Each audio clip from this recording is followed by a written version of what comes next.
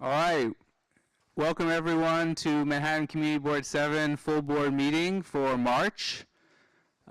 Let's jump right in. Can I have a motion to adopt the agenda? Second, all in favor? Great. Okay, well, I will go to my report then and keep it short. I want to thank New York Historical for having us. It's a fantastic venue.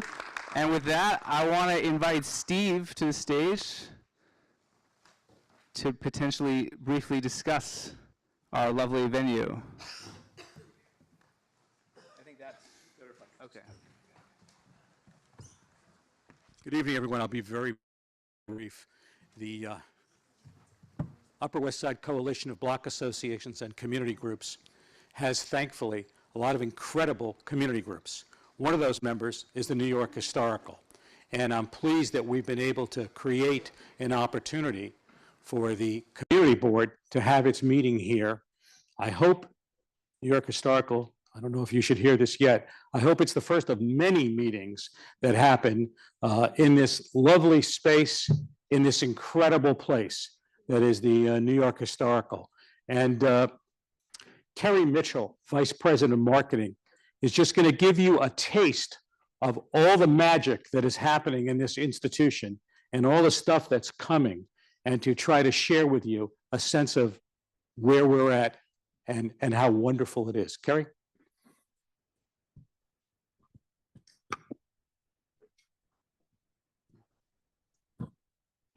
Hello.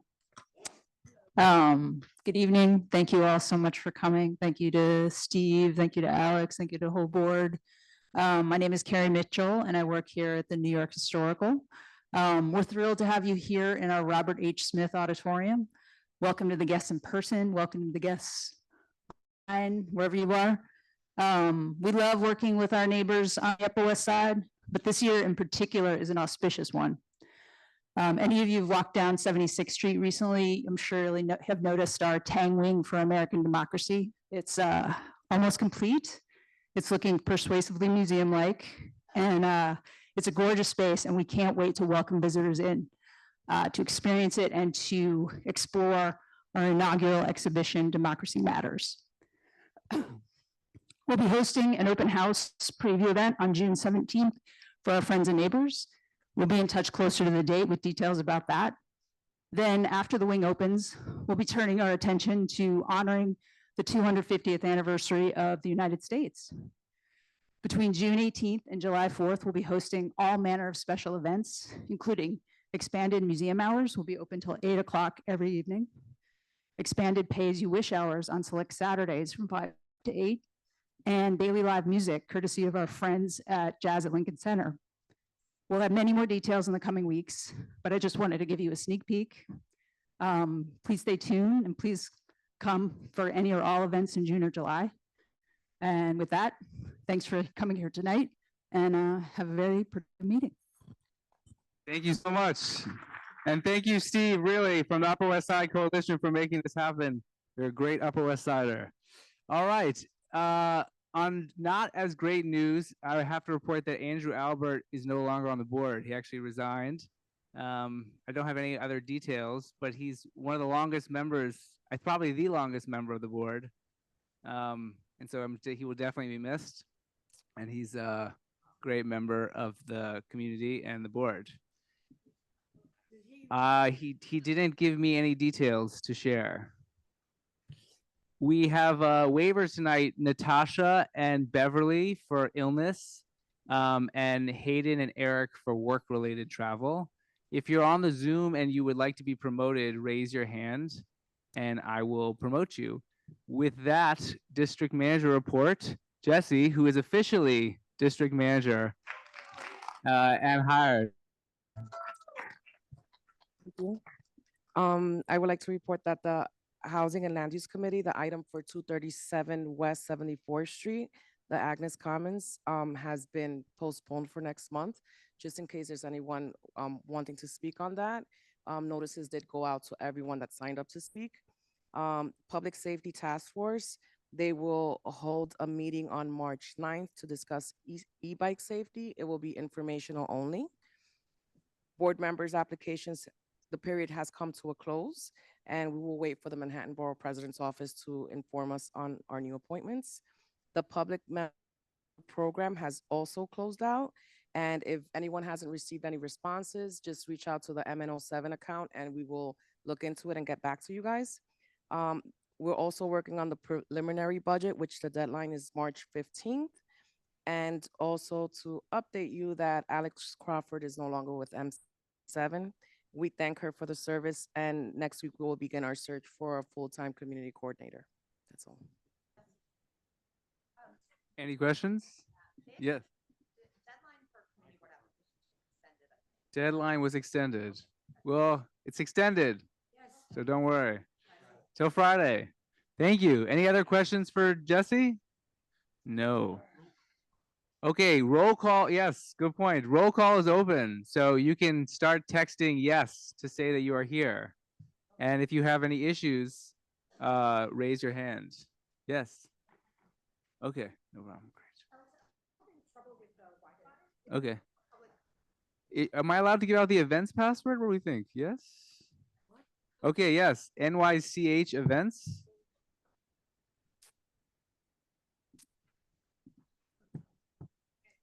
And then the password is Manhattan, uppercase M, and exclamation point at the end. But you should be able to use 5G, etc. But yes, in case it doesn't work. All right.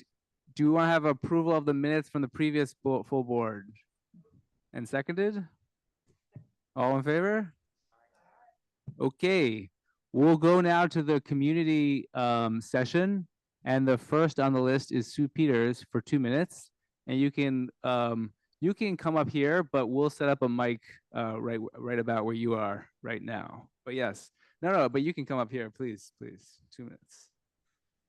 I can speak in this one? Yeah. Oh, okay. Can you hear me clearly? Yes. Okay.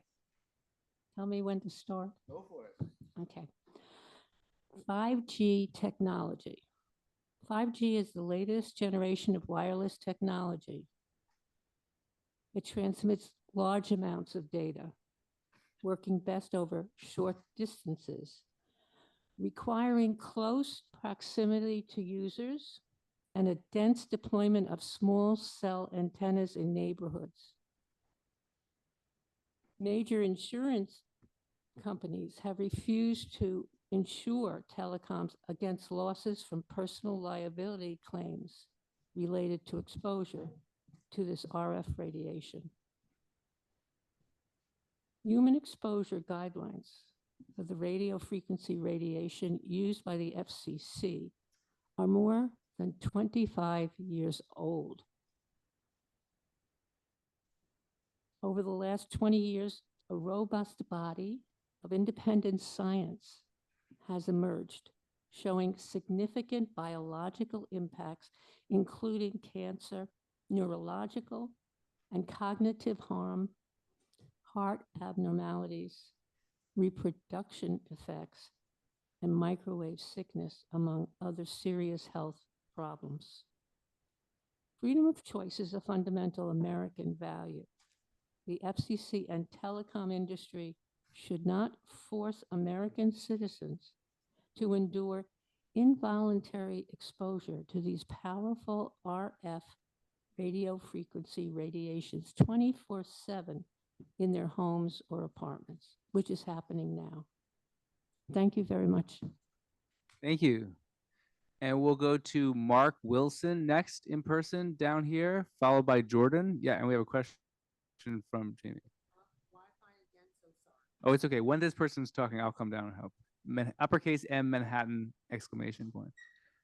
Jordan from the DA's office or Mark Wilson?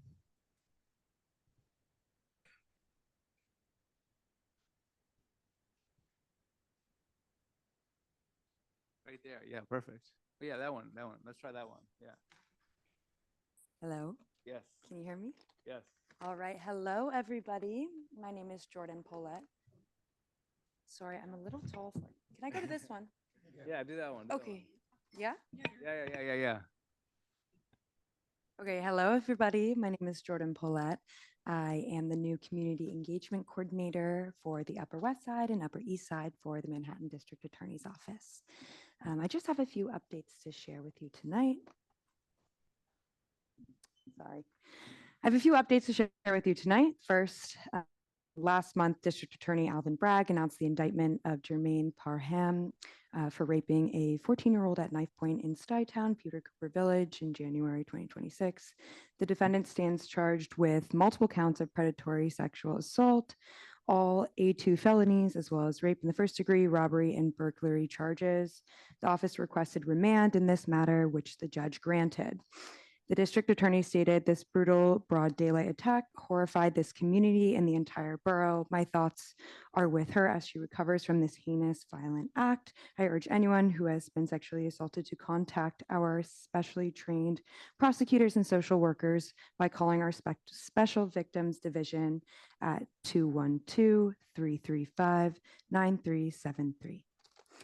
And also last month, the Manhattan District Attorney announced the indictment of Michael Patterson for allegedly committing a total of 7 arsons across the Upper East Side and Upper West Side, including those occurring on West 77th and Columbus and West 79th and Broadway in October 2025. Patterson is charged in a New York State Supreme Court indictment with 5 counts of arson in the 3rd degree and 4 counts of arson in the 5th degree. I know that that is a bit heavy, but thank you for letting me speak tonight. Thank you. Let's go to Mark Wilson if you're here. Otherwise, if anyone's here to speak, you can start lining up behind the for the public session behind the mic there. Feel free just to queue up. And anyone else interested in speaking? Yes, yes.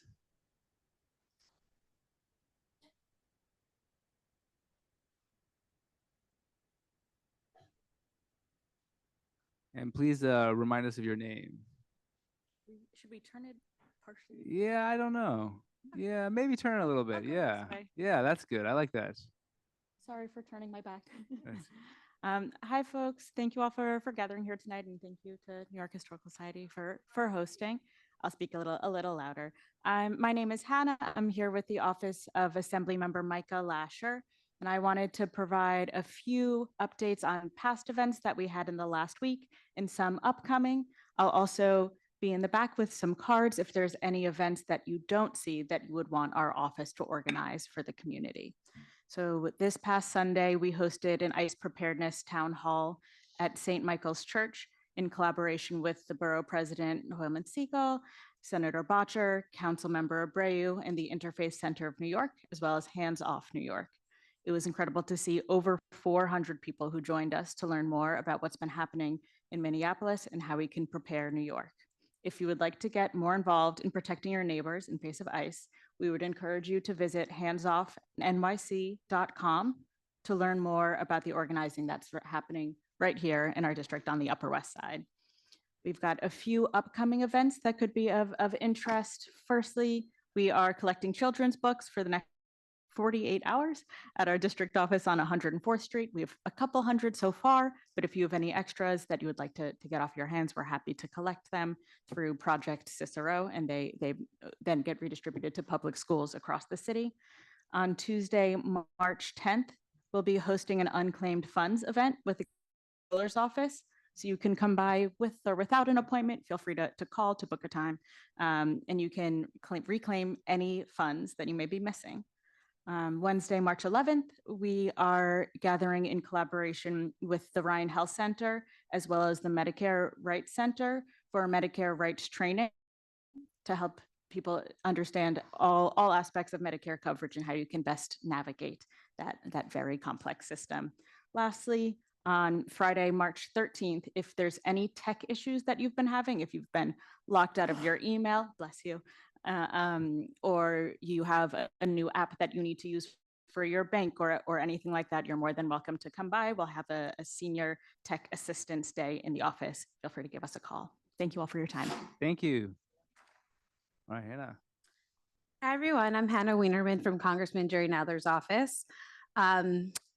As you know, we are at war with Iran, whether or not the president decides to say that it's war or not. Congressman Adler is very concerned of the illegality of it. It impedes on the Article 1 powers set forth by the Constitution that Congress is the only body that has power to declare war. So he is voting against the, he's bringing, excuse me, a war powers resolution to the floor. He hopes that his colleagues vote yes on it. I know that they just rejected in the Senate, but the House vote is either today or tomorrow. And so he's encouraging members to vote yes on the war powers resolution. We've heard from some constituents that are either stuck in certain countries because of the war, or people know people that are concerned about loved ones that are citizens that are abroad. So two things I would recommend everyone to do. One is make sure that everyone's enrolled in the STEP program. So that is on the Department of State's website. You can just look up the STEP, which is like this Safe Traveler something program. So look that up in the State Department, make sure you enroll, because that allows the consulates in each country or embassies to know which citizens are there. And then additionally, as of today, the State Department opened up crisis intake forms. So if you know folks that are currently stuck in Israel, Qatar, the UAE, or Saudi Arabia, the State Department would like that information. So make sure I'll send the link to you. And then on much, I guess, lighter note, because life goes on, the high school competition, the Congressional High School Art Competition is open. So if you know any high school students that are artistic and want to participate in the competition this year, the winner gets to have their art displayed in the House of Representatives, like that long corridor that goes underneath. It's very cool. Applications are due on April 24th, but if you have any questions, let our office know. And if anyone else has any general questions, let me know. Thank you. Thank you. We're going to keep going through the people on in person first, and then we'll go to Zoom. So next person, please come up to the mic. Hi, everybody. Can you hear me? Yes. Sweet. My name is Jack Bernadovitz, here from Lincoln Center for the Performing Arts. Some quick updates. In February, we hosted a variety of community events in partnership with our neighbors, including with Lighthouse Guild. We hosted an audio described screening of our community documentary about the history of San Juan Hill. This was an accessible night with our neighbors who are blind or low vision. We also welcome NYCHA neighbors for a special performance of Ragtime, along with a community dinner and a teaching artistry workshop with arts educators from Lincoln Center Theater. And we also had a few residents from Lincoln Center or Lincoln Towers in partnership with Project Open join us for a film at Lincoln Center. And then coming up this month in March, we are launching American Songbook, our annual season, uplifting the American Songbook as in the name. But also we are celebrating the 10th anniversary of Lincoln Center Moments, our bespoke programming for older adults with dementia and their caregivers. We also have a bunch of free and choose what you performances coming up. I left a bunch of flyers at the table in the back. So if you ever want to join us at Lincoln Center, come through, and happy to answer any questions.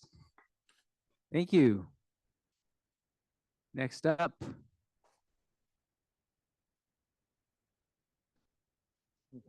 Good evening, everybody. Oh, just turn this way. Thank you for having me, Community Board. My name is Mike Robles. I'm a concerned parent of a child of 2 children at PS 191. I stand here with parents from 3 other schools, Manhattan School of Children, the Center School, as well as the Community Action School, which you may have heard about some of the news recently. What brings me here is what was brought to attention last week. The acting superintendent, Dr. Higgins, proposed massive changes for this district, basically relocating one school, possibly shutting down 2 others, including the school that I'm in. What strikes me is the abruptness, and I ask the board, the entire board, as well as the school library committee, to ask themselves how we got here, and are we taking care of the children, considering all of the facts, and giving them the thought process for the DOE to say, hey, does it make sense for us to make this decision now, affecting them in September, and maybe taking a pause and thinking about it for a future term? I did want to add, the proposal for my school is being considered as a truncation. And what's considered that would be closing the middle school and keeping the lower school intact. Medical terminology would make it seem as if you're cutting off a limb to save the body. I disagree. It's like conjoined twins, sharing the same vital organs. When you close down the middle school, you also really affect the body of the school. just like my daughter who has a has a sister in the lower school, it affects families trying to keep them together. And the DOE considers that, as well as you guys, knowing that families in this district really matter. Thank you. Thank you. I mean, I know that we will have a few speakers about this. I don't know if Minna, Christian, Dan want to say anything. I know we had a meeting about it earlier last month. There's no resolution currently under discussion, but I know members of the community here would like us to propose a resolution. Do you want to say anything, Dan? I'm Dan Gerstein. I'm one of the 3 co-chairs of the Youth Education Libraries Committee. We did host Superintendent Higgins at our last meeting, and there was an opportunity for parents to comment. Unfortunately, due to a quirk in scheduling, and it was not intentional, it was on the same night as another important meeting that some parents were attending. And that was an unfortunate situation. I think we are definitely prepared to hear from a lot of the parents who are here at our March committee meeting. And I understand there is an imminent deadline that you were concerned about, but please recognize, as far as I understand, that is for the Department of Education to issue their proposal. And there will be a long process, including an educational impact statement that will be, where there'll be opportunity for community engagement and comment, for concerns to be expressed, and for revisions to be made. So I guess I would just suggest that you please come to our next committee meeting in March. We will publicize the date. There will be plenty of opportunity to comment and for discussion. And if it's appropriate, we will come up with a resolution to try and play a constructive role in this process. But if you're here and you'd like to speak, then please, by all means, do speak.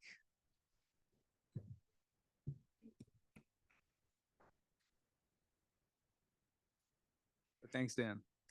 Thank you. Good evening, Chair, members of CV7. I have lived on the Upper West Side for 18 years, raising 4 daughters who have attended New York City public schools from pre-K through high school graduation. I'm here tonight to lift up the middle school communities in District 3 that are facing mergers, moves, and closures. With formal proposals expected in the coming days, we need your support. Students and families have not been meaningfully included in a process that is transparent, trustworthy, or lawful. The disruption now being contemplated would displace hundreds of families and dismantle current and future middle schools options in D3. By the DOE's own admission, the working groups that informed these decisions were closed door and confidential. Parents were not properly engaged, and the format itself was flawed. Yet instead of pausing to repair trust and rebuild the process in a lawful and collaborative way, the DOE is pressing forward with decisions shaped by those flawed meetings while promising the process will be better next time. For the middle school students at PS 191, next time is too late. These children will be scattered across the city before the DOE has fulfilled its legal obligations to them, obligations under state law to provide mandated bilingual services and academic interventions that were never fully delivered, and obligations under federal Title I law to meaningfully engage families to school improvement. The DOE failed to meet those responsibilities and now proposes closure as the solution. Tiffany Rodriguez, a parent at 191, asked me to read an excerpt from a speech that she could not be here tonight. If Black and brown children deserve better opportunities, then build those opportunities within our communities. Do not displace our children when we are telling you this is not what we want. As a widowed mother and parent of 5, I can assure you that you do not know what's better for my children. We all know that if vulnerable populations need to travel to get to school, they will drop out. Now add to this the threat of ICE. Our children are not collateral damage in a facilities tragedy. Our Black and brown children are worthy of investment right where they are. The DOE owes it to our SMA community to fix what they broke. She said, I'm not fighting for a failing school. I agree with you completely that 84% of students failing is not okay. In fact, I've been saying that it's only as if of now that our space is needed, that the district is agreeing we cannot offer statistics without context. Perfect. Thank you. All right, next up, 2 minutes. All right. Hi, my name is Monica Weich. I'm also a center school parent. I used to be the PTA president at 452, so I appreciate that you are also a 452 parent. I just wanted to say, if there's anything that you all can do to give us some more time to find an appropriate space for the center school. We know that we are going to be moved, and we know that PS9 needs more space, and that's fine. But the process of finding a home for us shut out all of our parent community. These decisions were made in working group meetings where there was a very small number of people invited to the meetings, and they were instructed not to share what was discussed with their parent community. So our parent community, our families have not had an opportunity to weigh in and to share their thoughts. This decision, it seems like it's already been made. So we're just asking for one more year. We're just asking for us to have a little bit more time to find a home that has an appropriate auditorium for our theater-centered curriculum, that has a large enough schoolyard for our full school recess, that has a large enough space for us to come together as a community, because that's what Elaine Schwartz founded our school on. We do everything together. The students learn in mixed grade classrooms. We all come together for several shows a year where every student participates. And we are okay to move. We just want to move to the right home, and we just would ask for you to pay attention and to help with that if you can. Great. Thank you very much. We'll go to the next person.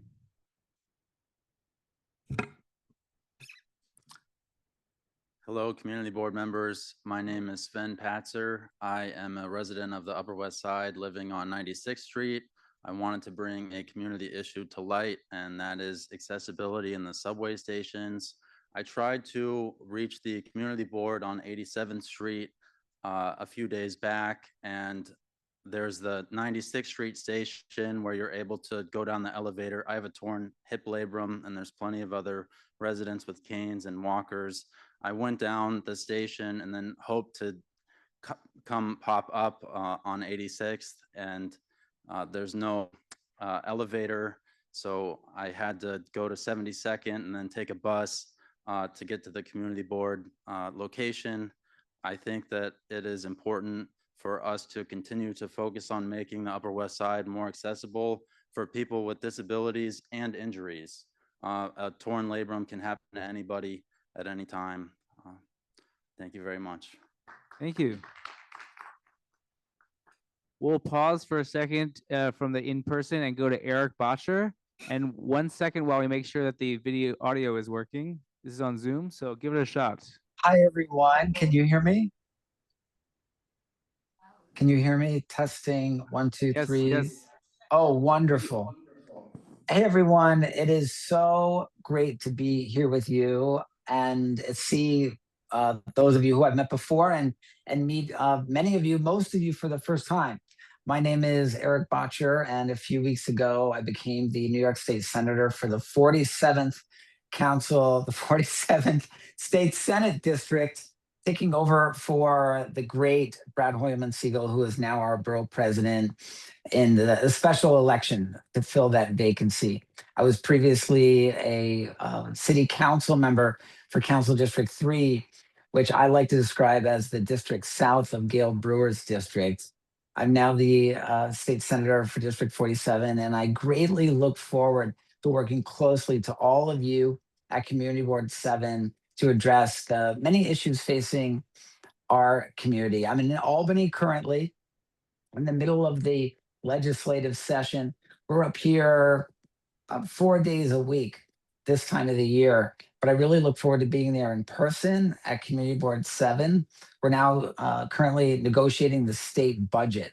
The Democratic Conference is putting together its one House bill where we propose our priorities for the budget. The Assembly will do the same. The governor has proposed hers, and then the three branches will reconcile them, and that is the budget that we will hopefully pass by April 1st. I want to introduce you all as well to Quentin Heilbronner, my liaison to Community Board 7, who was previously our liaison to Community Board 4. You could raise your hand. Quentin, who was born and raised on the Upper West Side. So this is very exciting for him. You're going to love getting to know Quentin. He and I and our whole team are here to serve you. And after my 4 years at District 3 as a city council member and my 7 years as the chief of staff to my predecessor, Corey Johnson, in that seat, I know every block of community board of city council District 3. You could blindfold me and put me on any block in that district, and I'll be able to tell you who the leaders are, what the issues are, what we're doing to address those issues. That's the kind of encyclopedic knowledge that I look forward to having for the rest of Senate District 47 and Community Board 7. And that's going to come through working closely with all of you. I want to invite all of you to our inauguration celebration, which will be on Sunday, March 15th at the American Museum of Natural History. Quentin can send around the information. We'd very much look forward to having you there to celebrate. And I really look forward to serving you in this new capacity and to working very closely with you to address all the issues facing our city. Thank you so much, everyone. I look forward to seeing you in person. Thank you. I assume no questions? No, okay. All right, let's go to Brad Hoylman Siegel, and then we'll go back to the in-room. Thank you. Well, this is appropriate that I follow Senator Bottcher. Congratulations, Senator Bottcher. Really glad to have you in Albany. Brad Hoylman Siegel, Manhattan Borough President, used to be your state senator, as you know, and just want to really commend Councilmember Bottcher. You will find out that he does have an encyclopedic knowledge of the district that he represents, which is very, very annoying to me. But I do completely and full of admiration. He's going to be a great partner to Assembly Member Rosenthal. Happy Women's History Month. Happy Lunar New Year. Ramadan Mubarak. My colleague Sawaba is on the line as well. Hello. And want to thank everyone who joined us at our last couple of events. We had a Black History Month celebration at the Studio Museum in Harlem. And we are organizing this month a Women's History event that you'll find out about. We had over 300 people at the Studio Museum, which was quite amazing. Last Sunday, we had an ICE training and preparedness workshop that many of you attended with Assemblymember Micah Lasher. And that was just on the heels of that incident at Columbia, where a young woman was abducted in her apartment by ICE. We're still trying to get to the bottom of exactly what happened, but apparently ICE came to the dorm and affected the dorm. It's mixed housing with both students and faculty and residents, and presented what could only be described as false identification to gain entry, including the fact that they were brandishing a missing persons flyer of a 5-year-old girl, and used that, it would seem, to make their way up the steps and arrest the young woman. No one really knows why they targeted this person and went to such great lengths, but we are calling for the release of the security footage from Columbia, as well as NYPD body camera footage. I joined my colleagues, Councilmember Abreu, a number of community board members, and Assemblymember Lasher to call for the release of that footage, along with Assemblymember Jordan Wright. And we hope that that will reveal exactly what happened. It's very important that we know that because there were great lengths of deception deployed here, and we should hold ICE and anyone else accountable for that. My swearing in was canceled, postponed because of the snowstorm. We've rescheduled it for March 14th, the day before Senator Bottcher's. It's going to be at 5 p.m. at Alice Tully Hall. If you RSVP'd for the last one, you should get an event notice for this one, but call my office or reach out to my colleague if you need any more information. More importantly, community board applications have been extended for the deadline. The new deadline is this Friday, March 6th by 5 p.m. Please share the information about community board applications with your networks and reapply if you're a member now. Finally, I'll say that I was disappointed to learn that some major New York City hospitals, more than disappointed, outraged that New York City hospital systems have discontinued their gender affirming care services for patients under 19 years old. I'm grateful that our New York State Attorney General Tish James has sent information to the hospital network that they are breaking the law. It's in fact a law that I passed called the Gender Expression Non-Discrimination Act, as well as a constitutional law that provides equal access to all services, including medical facilities for people who are gender non-conforming. Finally, I had some good conversations early on with you about our ULURP process and look forward to working with the local council member around any ULURPs that may be coming to Community Board 7. Very good to see everyone. Happy to take any questions if you have them. Thank you. Thank you. I assume no questions? Great. Let's go back to in person. 2 minutes. Hi, my name is Jean Levy. I'm here to represent the Center School, and I stand here united with three schools under closure and relocation proposals. Community Action School, Manhattan Country. This way? Okay. Closer? Okay, could I start over? Yeah, sure. Thank you. Hi, my name is Jean Levy. I'm here to represent the Center School, and I stand here united with two other schools, Manhattan School for Children and 191 Riverside School of Makers and Artists. The three schools are slated for closure and relocation. And before I go into that, I just want to tell you I'm an immigrant. My parents are immigrants. And before I came to the US, I lived in lots of countries, including two non-democratic ones, authoritarian regime Korea back in the 80s and Saudi Arabia. I'm very grateful to be here, and it makes me want to cry to be in a democratic country. Democracy rests on processes and respect for the law and an open government. We expect to be heard and we want to be engaged in the process. That's all democracy is. You have to respect your process.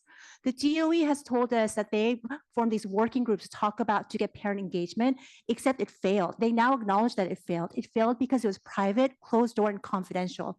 So then they actually told us in December that our school would not even be moved in September. Then in January, a few weeks later, they surprised us with closure and relocation news, all three schools.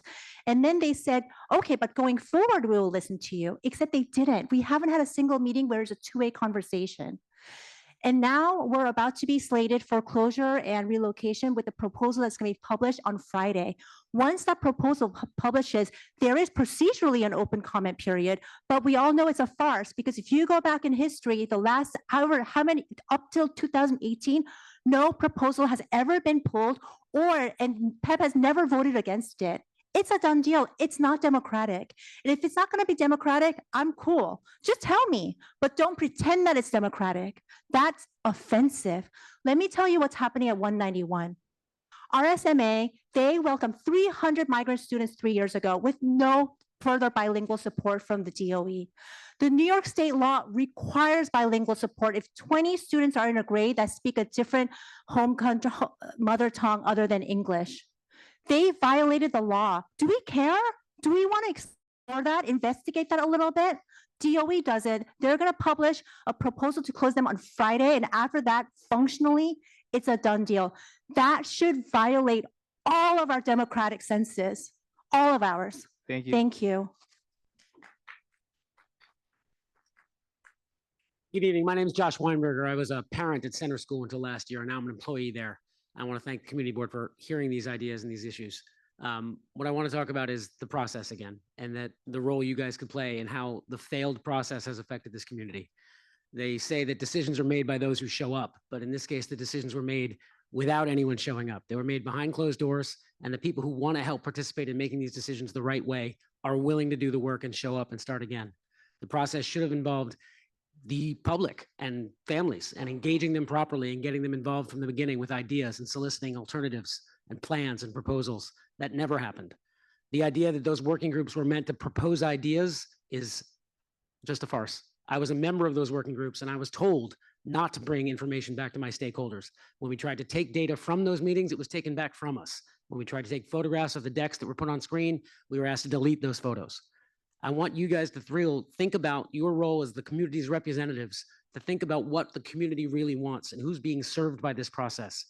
There are laws and regulations that have to be filed and followed, but those aren't what's being served here. What's being served here are the children and the students of these schools. And this process failed to do that. Their needs and their responsibilities were not addressed. Please consider asking when your role is with a resolution or whatever you might consider your power to try to affect this process before it reaches a conclusion that the families involved and the families and students impacted were not enabled to participate in the way the district, the Department of Education promised to. Thank you. Thank you. Go to the next person. Hey, you guys.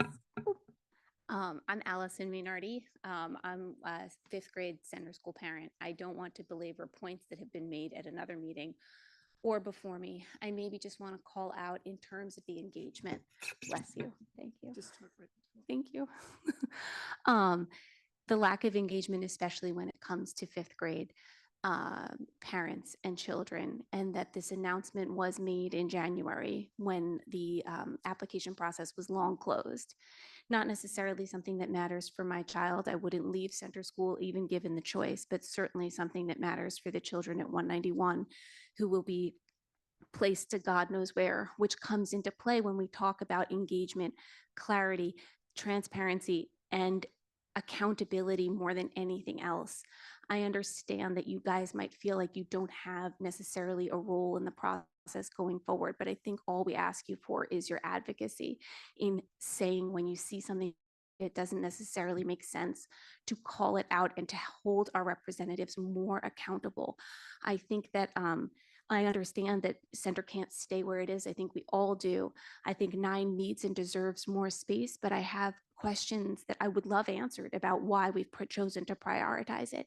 It is a high demand school, but it is not an underserved school. I know because I had 2 great kids who went with Iris Kids to PS9, and I'm grateful for everything that they could do. And I hope you guys can help us out. Thank you. I just want to reiterate what Dan said. We have a meeting on March 19th where we can, with YEO, we can discuss these items further, and the process has just begun. But yeah, I want to continue the in-person commentary. Sorry, I know you guys are kind of overhearing this tonight. No. But we have so few opportunities to be able to speak with people other than the people that we've already engaged with this, which is mostly DOE people. And quite frankly, I think they're sick of us and they're rewriting a narrative about it. And it's really hurtful because we've tried to engage with these 3 other schools to show unity as a district, as a community, and as parents. And what we're getting is, oh, you know, you're using them to help your cause. And that couldn't be further from the truth. I've actually become pretty good friends with some of these parents, and I am here to read part of one of their speeches. I don't want to make this about race, but it is part of what it is, because the DOE continues to talk about how anti-Black and anti-racist they are. But these schools are the ones that are being affected the most, and they're prioritizing wealthier, wider schools over these schools. And if this is going to continue to happen, I think then it is something you can help with, because perhaps the district needs to be reshuffled again. You have 4 or 5 schools now that we're talking about that are being affected by this. And prior to this, last year, all of Harlem went through this. This is a pattern, like Jean said. So I think that we need to look at this as a bigger picture, and I just am grateful for you guys listening. Thank you. Thank you.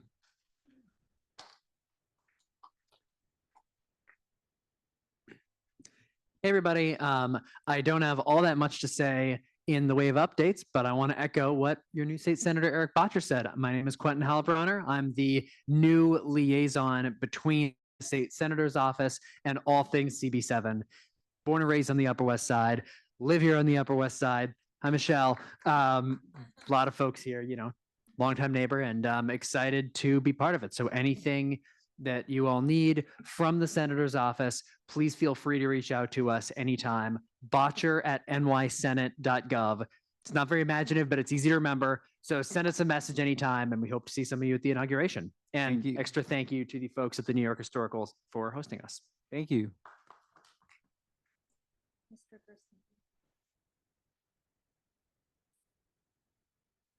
Go for it. Hi, everyone. Thanks so much for giving us time. I'm a middle school parent. Like many of these parents, I agree with everything that they have said so far.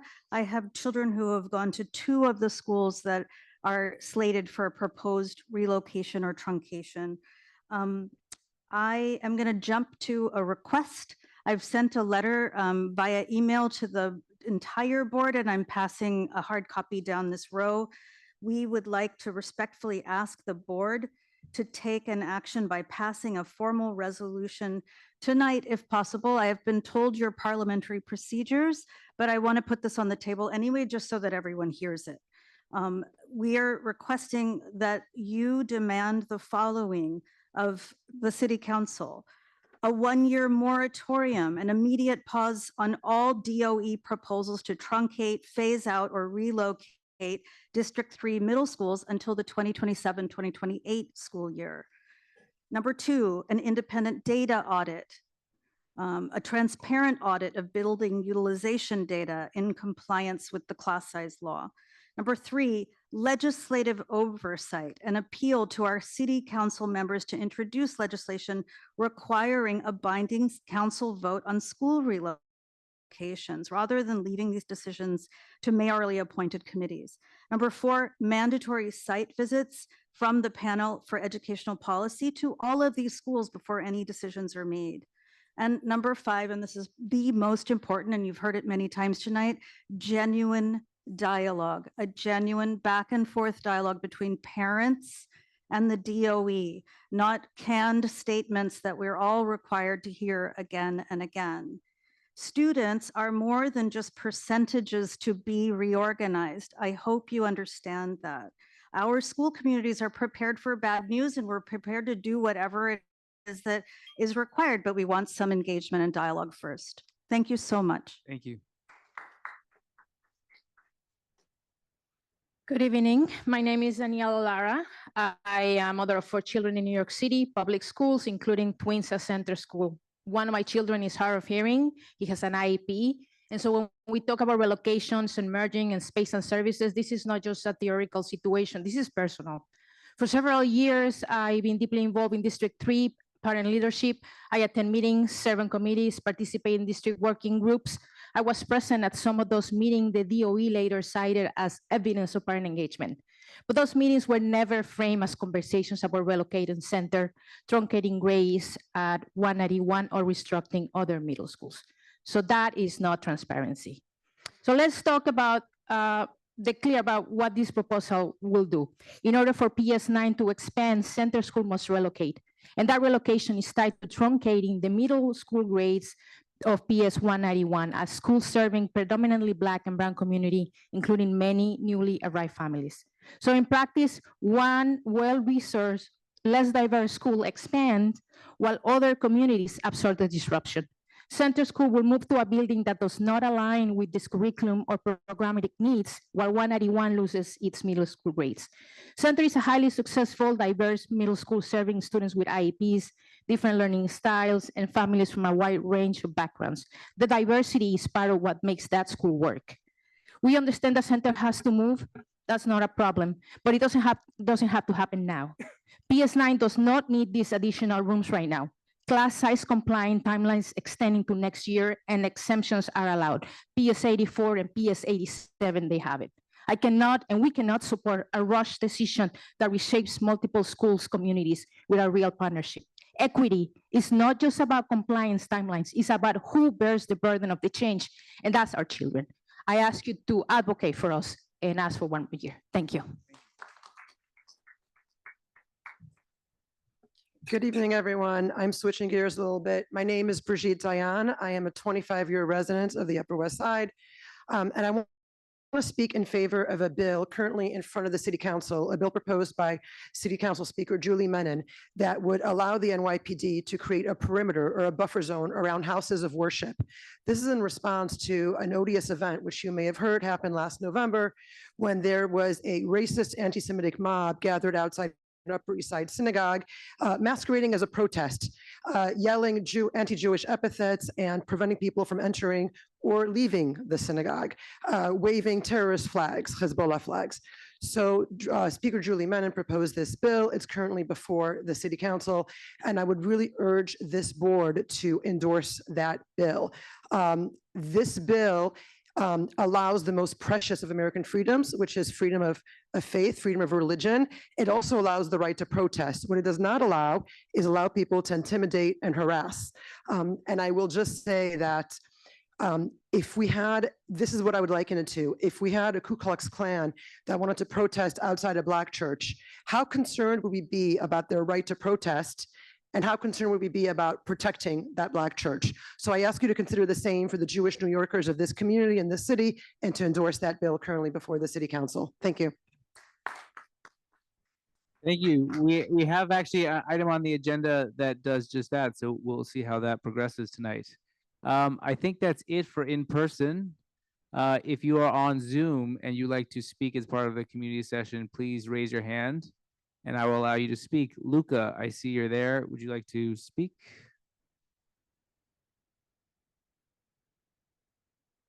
Yes, hello. Good evening, everyone. It's a pleasure to be here on the big screen. My name is Luca Zubieta. I am Majority Leader Sean Abreu's Constituent Services Liaison. So firstly, happy Women's History Month. Yesterday, Majority Leader Abreu held an oversight hearing examining how the Adams administration fell woefully short on the streets plan, which is the legally mandated transportation master plan designed to deliver safer, more reliable, and more sustainable streets all across New York City. We want Mamdani's DOT to succeed, and that means ensuring that the agency has a clear plan, adequate staffing, and the needed resources to comply with the law. The next phase of the streets plan must be defined by its execution. Majority Leader Abreu had also sent a letter to Education Chancellor Samuels regarding the proposed school reorganization, asking for Community Action School to remain open, and we are appreciative of his recent decision, including, we hope that the other schools that were part of the proposal, including MSC, are also considered. I also want to reiterate that Majority Leader Abreu condemns the racist remarks during the CEC 3 meeting held the other week. There must be accountability for what was said. I also want to acknowledge the ICE detainment of the Columbia student last week. ICE has no place in our community or our schools, and we are grateful that she was released. Majority Leader, as was mentioned by a few of the other elected officials tonight, attended an anti-ICE training at the St. Michael's Church. Lastly, if those of you who don't know, our district office is located at 500 West 141st Street, and the number for the office is 212-928-6814. Thank you. Roll call is open. This is how we do attendance, so make sure you've said you're here. And Francesca, you are allowed to speak. You have 2 minutes. Hi. Oh, I'm not sure why my video is not on. I'm sorry, but I don't think I can fix it. I thank you for having me here. I'm a lifelong New Yorker and a center school parent of a child with an IEP, and I myself attended PS 145. And I would just like to speak a little bit to add a little to what's already been said about this process. This is not parent engagement. This process has been going on as far as we knew as parents for a couple of months. The district keeps telling us that it's been for a year. Center School, MSC, 191, these are schools that are fulfilling really unique roles in our district and vital needs in our community. But those needs are very detail oriented. They have to do with the special financial and learning needs of the students who go to those schools. Students often come to those schools because they are not and cannot be well served at other schools.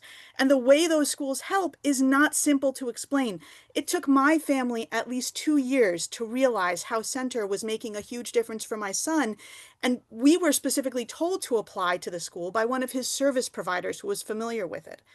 We cannot explain the way these schools work, the magic that they do, the ingredients that go into that in 2-minute sound bites. And these 2-minute sound bites are all that we've been offered. And asking us to try to do it in 2-minute sound bites is not parent engagement. As people said before, engagement involves a back and forth. We need that in order to make it clear to the district how these things run. It was clear just 3 weeks ago. The district still did not understand the role of theater at Center School when Dr. Higgins came and spoke to us as if we were trying to do a theater program to teach students to perform on Broadway, which is just not at all what our theater program does. Our theater program is about community. Last week, Dr. Higgins suggested that Center School had turned down the MCS building. We did not. The district told us that that building was unsuitable, but we had no opportunity to correct that mistake because of the way these meetings work. Dr. Higgins has implied we're overcrowded. We're I'm at sorry. time. Thank you. Thank you. Okay, with that, we're going to end the community session and we'll move on to the business session. We'll close the roll call and I can start sharing the screen, Jen or Adam, if you're ready to present.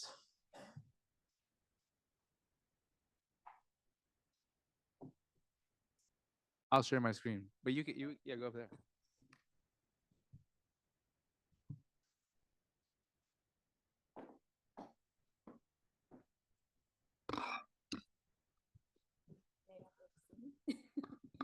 That's probably okay. Hi, good evening. I'm Jennifer Malsby. I'm one of the co-chairs of the Preservation Committee. This last month on February 12th, we met with 6 applicants, and we'll go through a very quick slide deck to present them each to the board for consideration. The first, we can go to the first slide, Alex. First will be familiar to most in the room, and this is our beloved and incredible New York Historical, and they have come to us for consideration for a certificate of appropriateness for a new signage plan. And the new signage plan will look something like this from the renderings that they presented. And one thing that we did talk a little bit about in committee was the walkway in the front that we understand has changed and dynamic throughout the seasons. But for the most part, this is going to continue to be an incredible addition to the community. And we voted 6 in favor of the new signage plan. We'd ask for your consideration. It looks like we have a public comment from Jake. Is Jake in the room or on Zoom? If you're on Zoom, if you could raise your hand. While we're waiting on that, I do want to say that obviously we are in this very building today. We checked with the Conflict of Interest Board and there is no conflict. So we are okay to vote on this item. Okay, seeing that Jake does not appear to be in the room or online, does anyone else want to speak? Okay.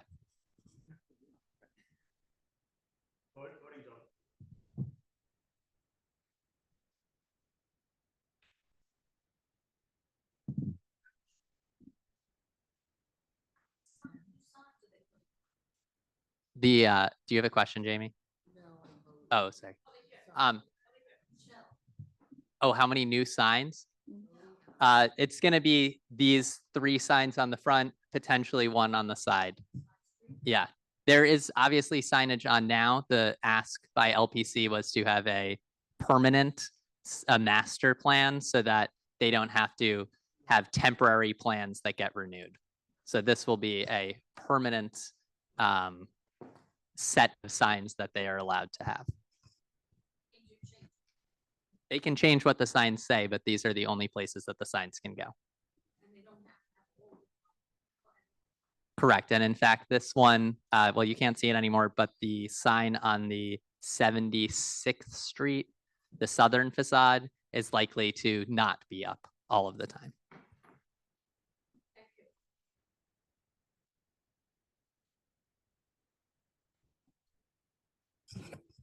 Okay. Anyone having issues voting before we close?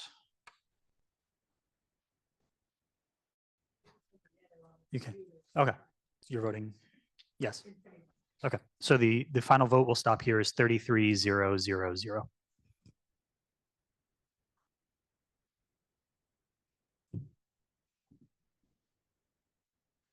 Our next applicant is 680 West End Avenue between 93rd and 94th Street. And this applicant came very well prepared and showed us specific examples of the material that they will be using, that they propose to use in replace of a terracotta material to make some specific repairs that you can see in the photos. It will be used in spots, but not as, in totality. And it will be used above the sixth floor building. And the committee felt comfortable with the presentation and with the application, and that it was going to do a good job in restoring the building as best as possible. And they also committed to keeping a very close eye on the wear and tear. And this material is broadly used for this type of repair and is known for its durability and its match to the original terracotta. Any comments from the public? No? Okay, I think the question has been called. Voting's open.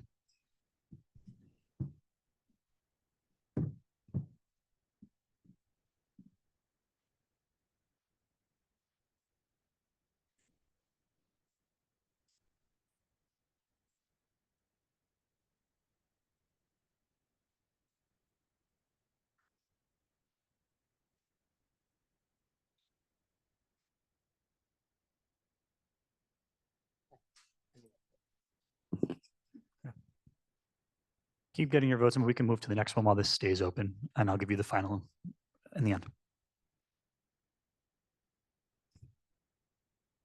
Okay, great. The next one is for 144 West 80th Street between Amsterdam and Columbus. This is a certificate for appropriateness for an application for a rear yard and a rooftop addition.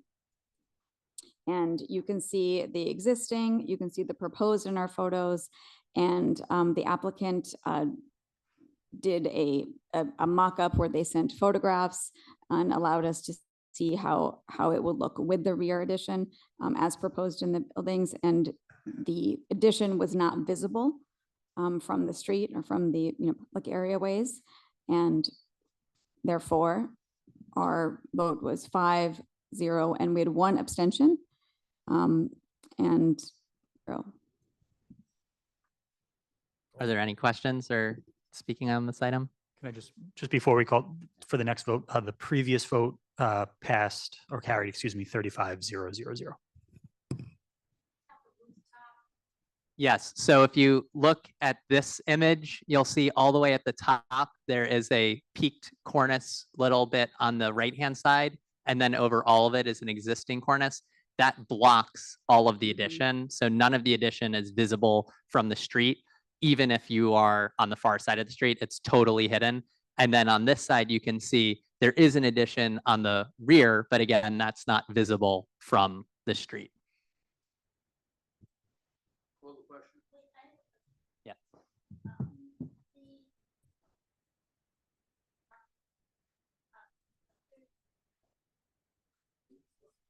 The question is about the difference between the proposed rooftop and the existing rooftop. On this photo here on this side, again, this is at the front. This photo versus that. It's the same. It's just the tree is in the way. Yeah. It's the same. They're not changing anything to the front that we are approving. No. Okay, the question has been called. 5010.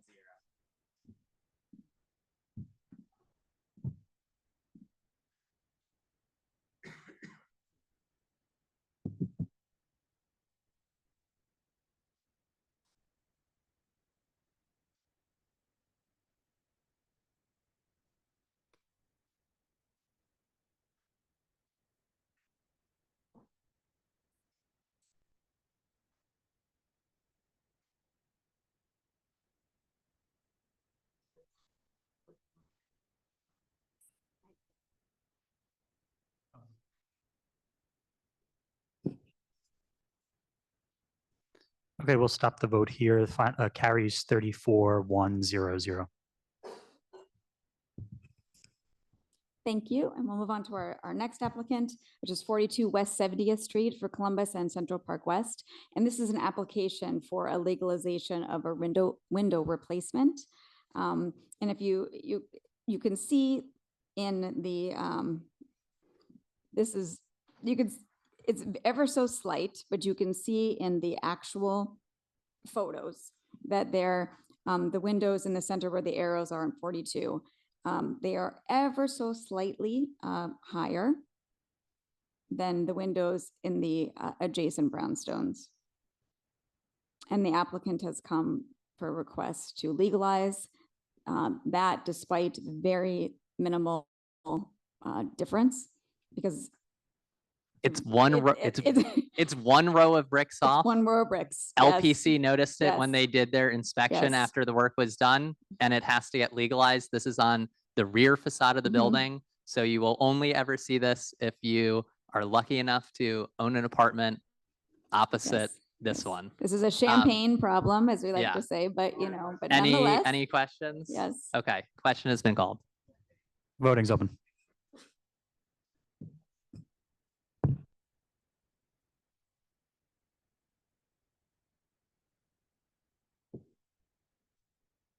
And I just want to say, the photos that Jen added on the right-hand side are 1,000 times clearer than what the applicant provided. So the fact that you guys understand this so quickly and it took us a while in committee is thanks to Jen.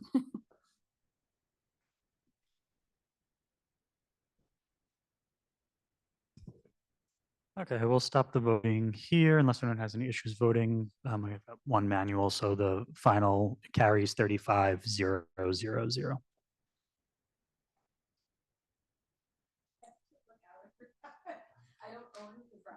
But now it will bug you every day that that brick is out of place. Yes. Yes. This is our second to last applicant, 60 West 90th Street, Columbus and Central Park West. It's a beautiful brownstone lined street.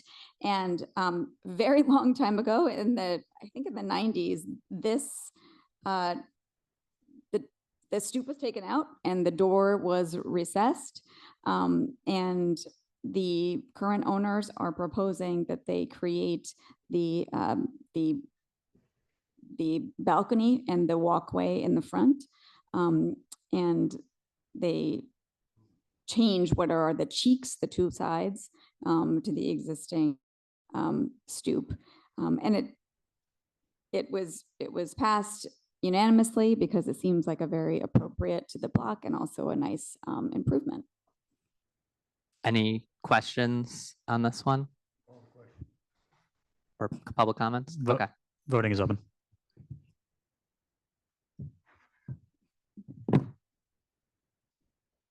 And in perfect form, I'm going to hand the hard one over to my colleague, Adam. Yeah. Thank you.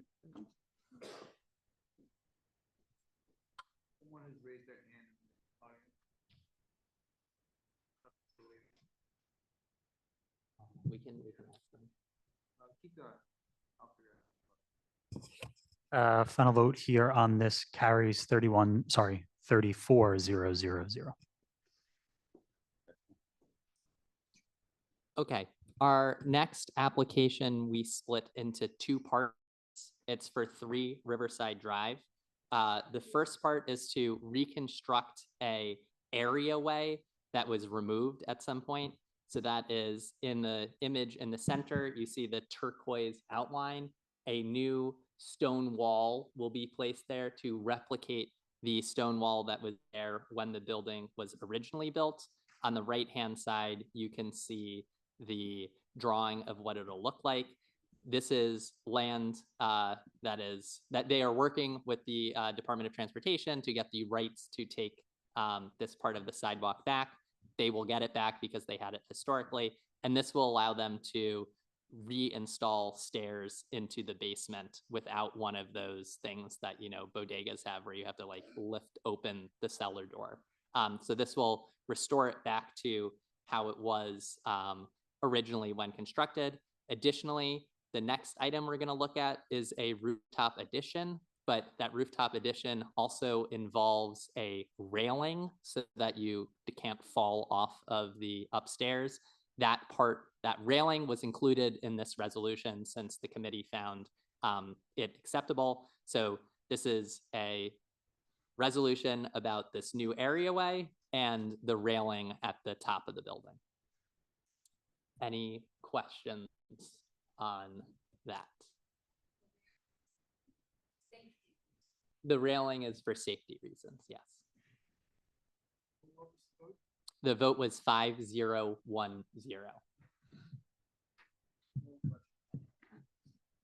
Okay, question has been called. Voting's open.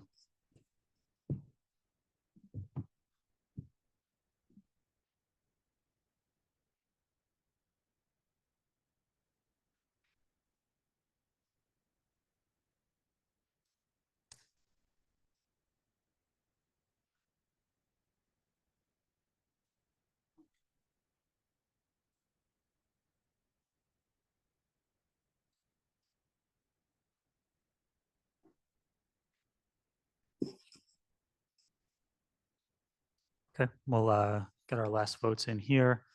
Looks like the final vote carries 34-0-0-0. All right, there was one abstention that last one, so it's 35-0-1-0. Okay, the next resolution, the committee did not have a resolution in favor or against this proposal. It was split evenly in committee. However, the committee voted unanimously to still bring this item to full board. So what is going to happen is I am going to describe what these changes are. We will answer any questions, hear any comments, and then essentially based on how folks feel the vibe is in the room, maybe we'll take a straw poll. We will then decide which resolution, if either resolution, we want to put forward. Again, normally we don't bring things like this to full board unless it passes out of committee, but because the committee passed a resolution unanimously, essentially saying we want this to go to full board regardless of the committee being split, that's why it's here tonight. So this is a new bulkhead that will be for an elevator. You can see the mock-up here on the left-hand side. It is all the way at the back of the building, but it is still visible from the street. And again, this is on Riverside Drive, so these photos are taken standing in front of the Eleanor Roosevelt statue at 72nd Street and Riverside Drive. If we go, I think, go forward one slide or back one slide. Yeah. So this is what it is. If you look at the right-hand side, you'll see there's a new elevator. The gentleman who has owned this building, which has been essentially abandoned for a number of years, has MS and will need an elevator to access the floors and the roof. The committee, some of us felt that it was appropriate. Others thought that it was too tall and too visible. Alex, if you go then to the final slide or the final image, here are more views of it. It's not, the projector is not the best, but again, you're looking at that orange section in the back of the building, and it is visible.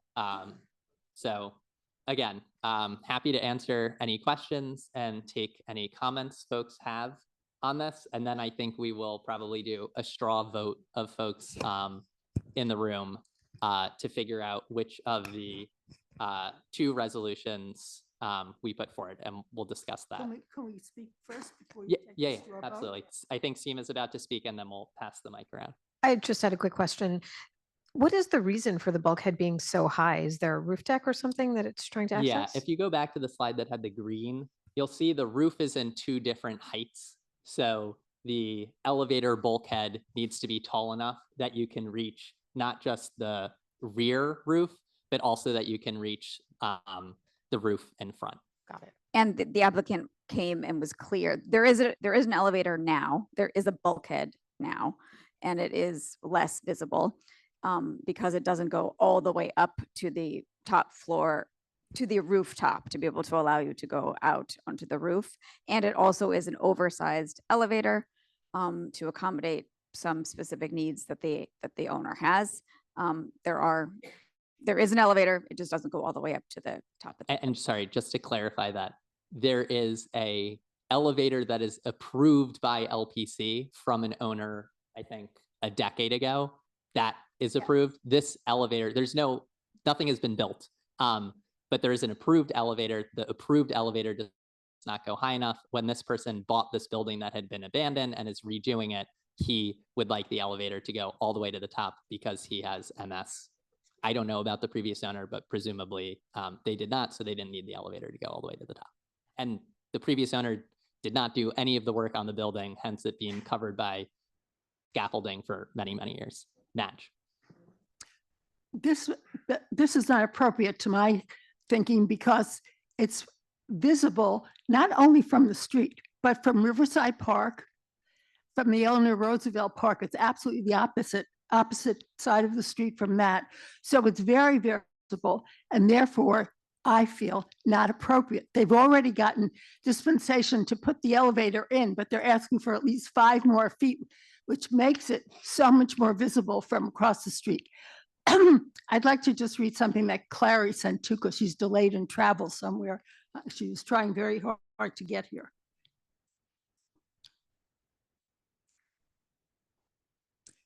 I urge CB7 to vote against the proposal for a large elevated bulkhead that would be very visible from Riverside Park and the surrounding area and 72nd Street, substantially spoiling the elegant look of this mansion. Neither we nor LPC is charged with considering the applicant's intended use, but we do hear what the applicant had to say. Here, there is already an elevator to all 5 residential floors.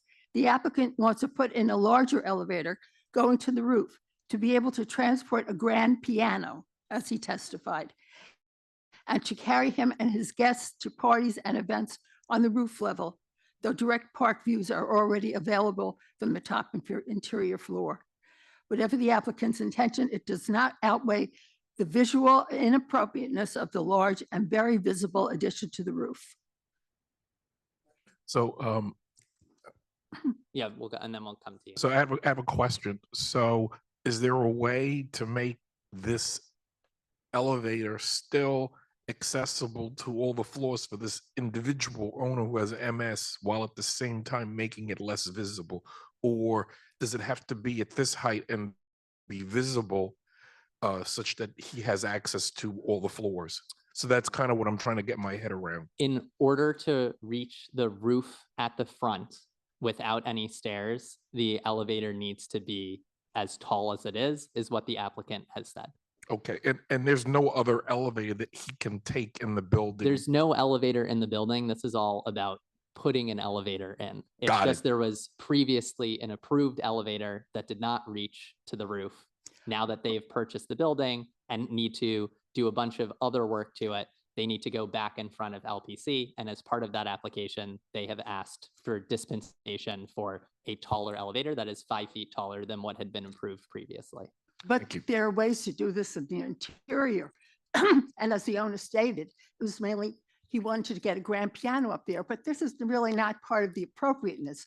But there is a problem with the accessibility. Yeah, I find this very offensive. Yes. If we knew, we were told that needed to have access to the roof, and this is a way to do it. The idea of getting a grand piano up The there. piano has nothing to do with how tall the Exactly. elevator is. Exactly. And so I don't think that it should be considered. And I find it offensive that it was brought up.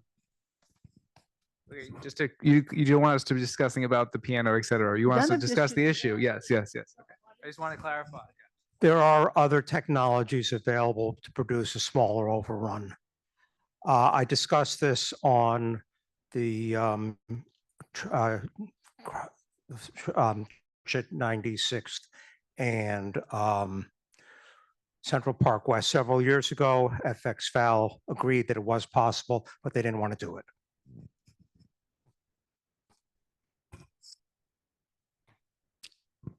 Just a quick question. I'm assuming the answer is no, but is there any ADA claim or consideration?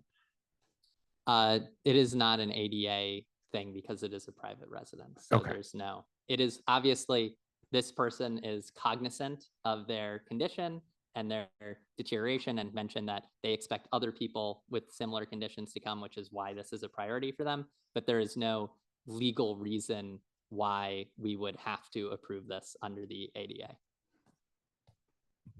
Any other questions? The neighboring building to the north in the illustration looks like a window will be blocked. Did anyone from the neighboring building come to speak in opposition? And is it correct that a window will be blocked with this additional bulkhead? A window will not be blocked. It sits behind. Okay, Yeah. I guess it's an illusion. Yeah. It looks that way. Okay, thank you. And no one came from 5 Riverside Drive. Any other questions?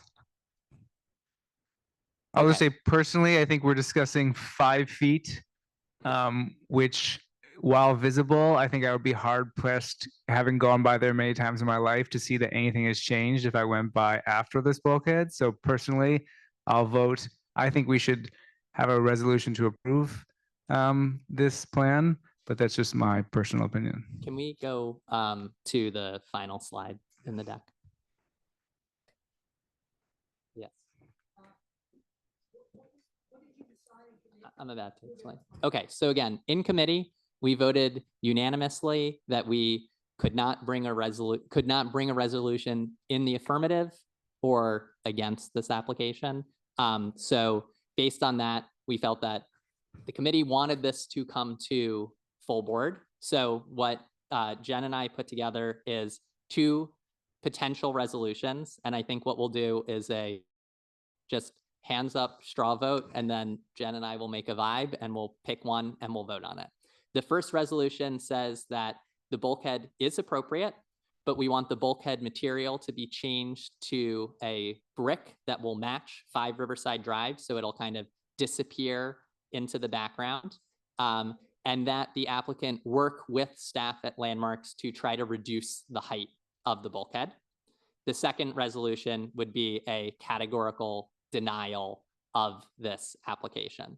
So for the sake of simplicity, what I'm going to ask is if folks in the room could just raise your hand if you would vote in favor of the second resolution. So raise your hand if you would like us to categorically deny this application. Only community board members, sorry. And I should say, is anyone from the public interested on speaking on this item? Okay, I'm seeing 1, 2, 3, 4, sorry, 1, 2, 3, 4, 5, 6, 7, 8.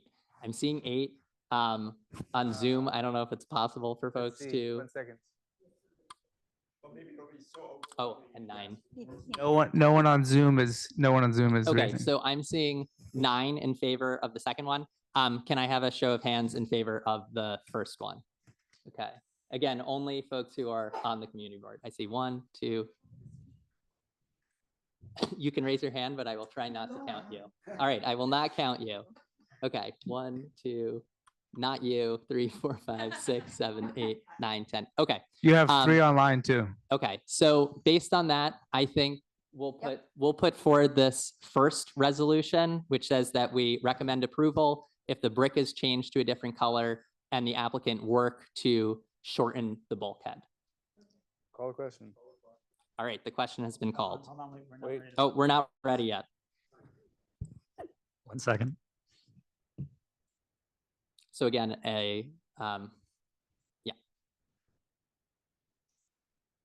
the address is 3 Riverside Drive. So voting yes is to approve the application if the bulkhead is changed to be brick and they try to make it shorter. Voting Okay, no you can is start against voting. that resolution. And you can vote now.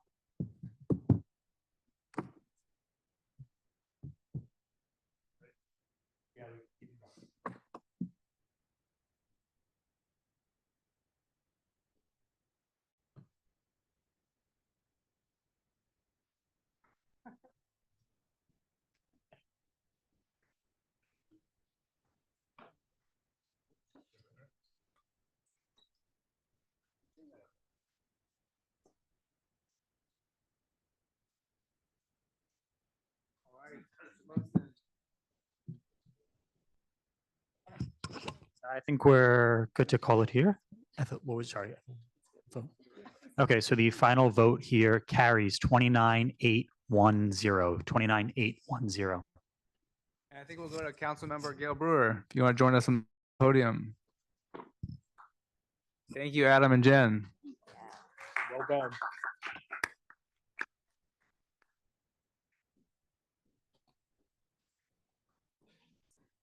Thank you very much. A few things. One is I met today with the deputy mayor about West Park Presbyterian Church. And the March 10th, I don't know what time at LPC, it's an open meeting, but nobody can speak. There'll be a response from the Presbytery about what they heard from the respondents. There will be no vote at that time. But just so you know, that meeting, I assume, will be online. We will be there in person. And we hope that as time goes on, the 4 criteria, which we all know so well, will mandate that there's no hardship. But at this point, that's where we're at, just to bring you totally up to date.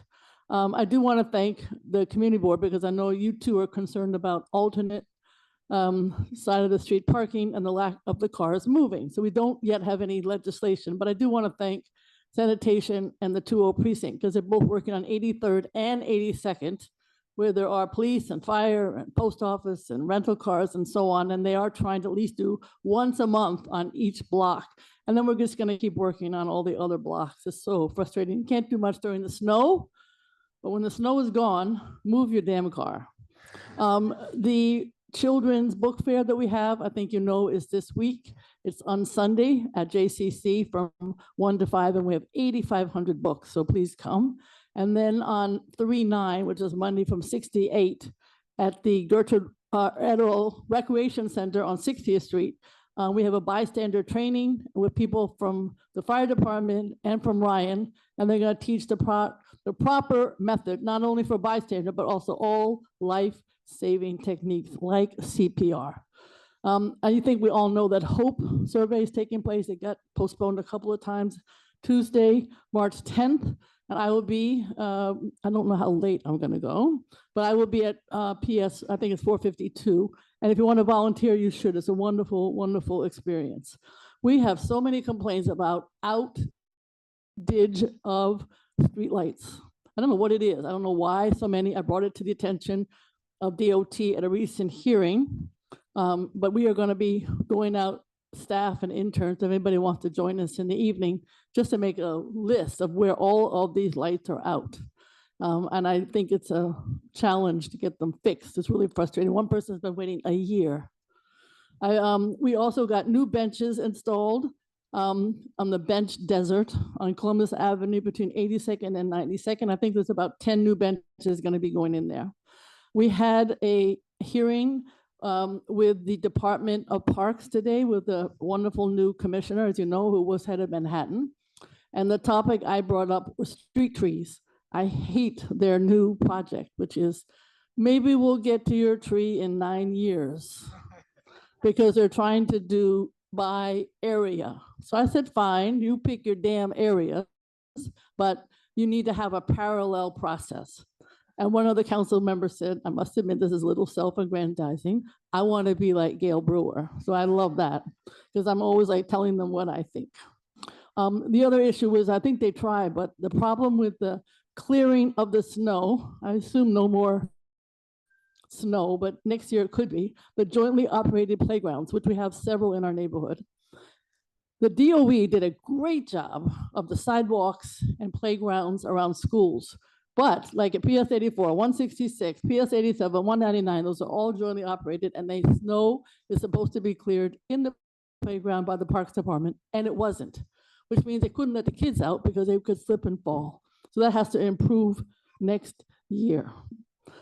Capital and reso applications are due in the city council by March 19th. I think the borough president already had their date, but you probably already know that. And for participatory budgeting, we'll put the information up very soon, but the vote week is April 11th to 19th. And the next few weeks, we'll have the list of the topics. It's fairly good this year. I know it includes the fire departments, the school bathrooms, and lots of interesting things that hopefully we can get funded. We did pass or introduce a bill, which I think will pass, to increase bike parking throughout the city.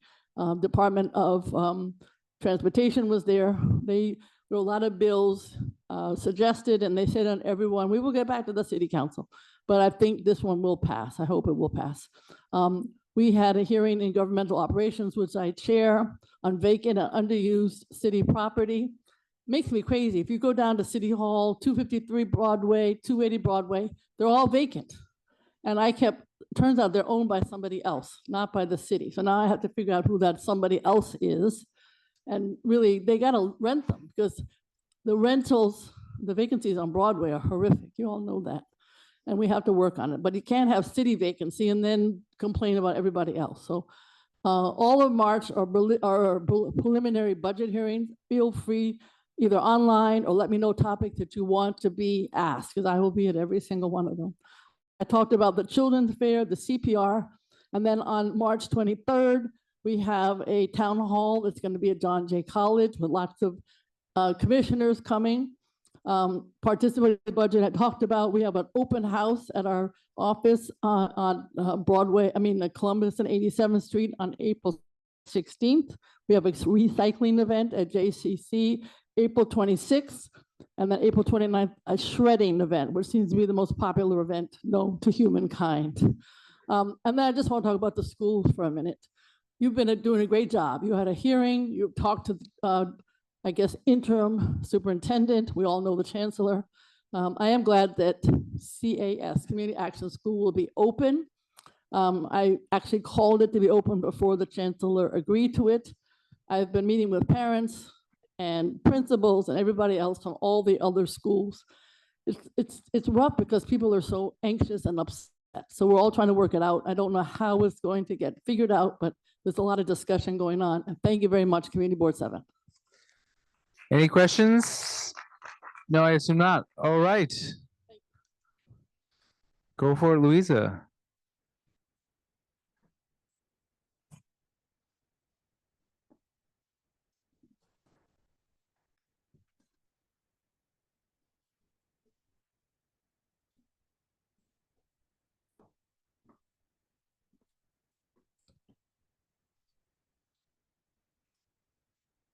Okay, I'm Louisa Craddock. I'm the co-chair of Housing and Land Use Committee.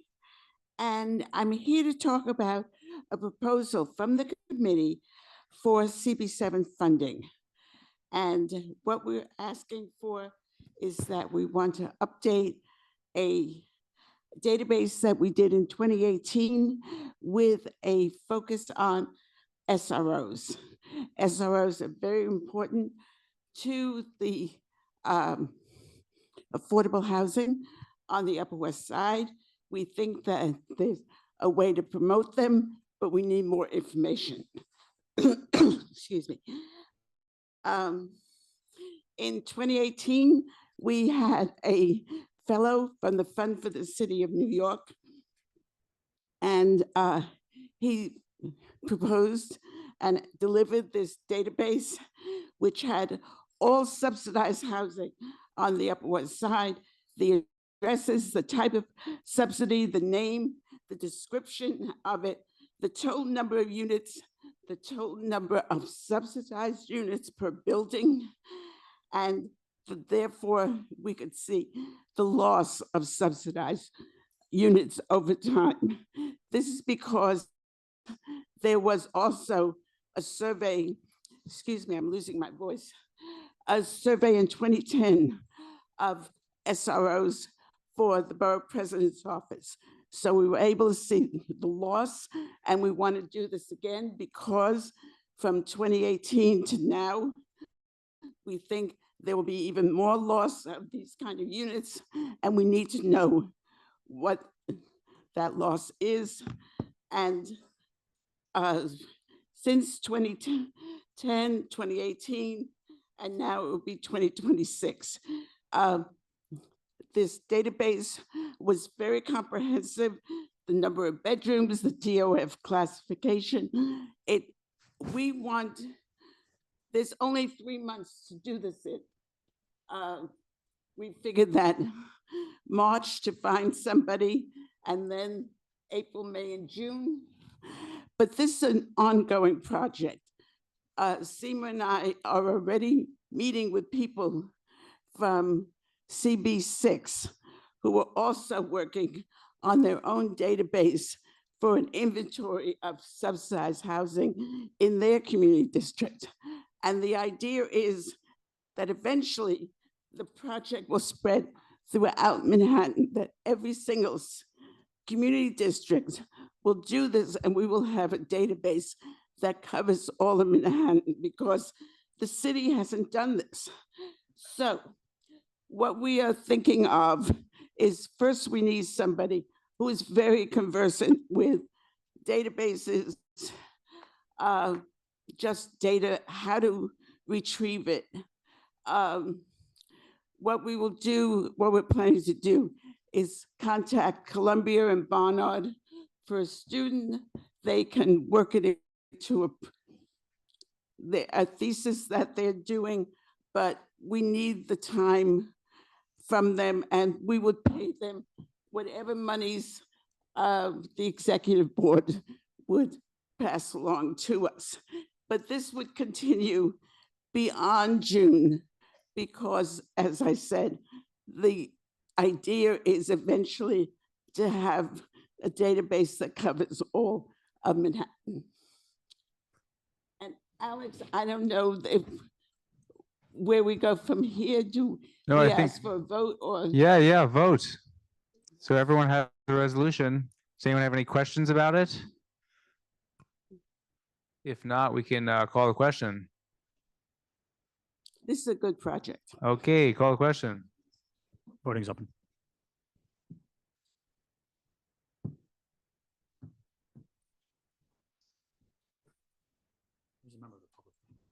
Oh, okay. He's coming. Sounds good.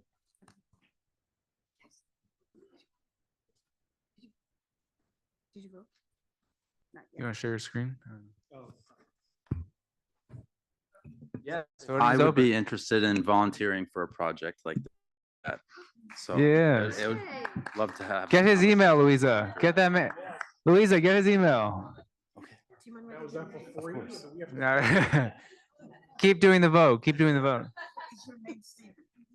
Sven. Joe. CP6 has a great guy. I'm called listening CP. to the Wi-Fi one second. Okay, get the votes in. I voted yes. I voted yes, but it says not delivered. Wait. Okay, now it's on Wi-Fi. Thank you very much. Try one more. I think you can manually do it. Okay, we'll stop the vote here. Final vote is 35-100. Okay, BCI. 35-100. Is BCI here?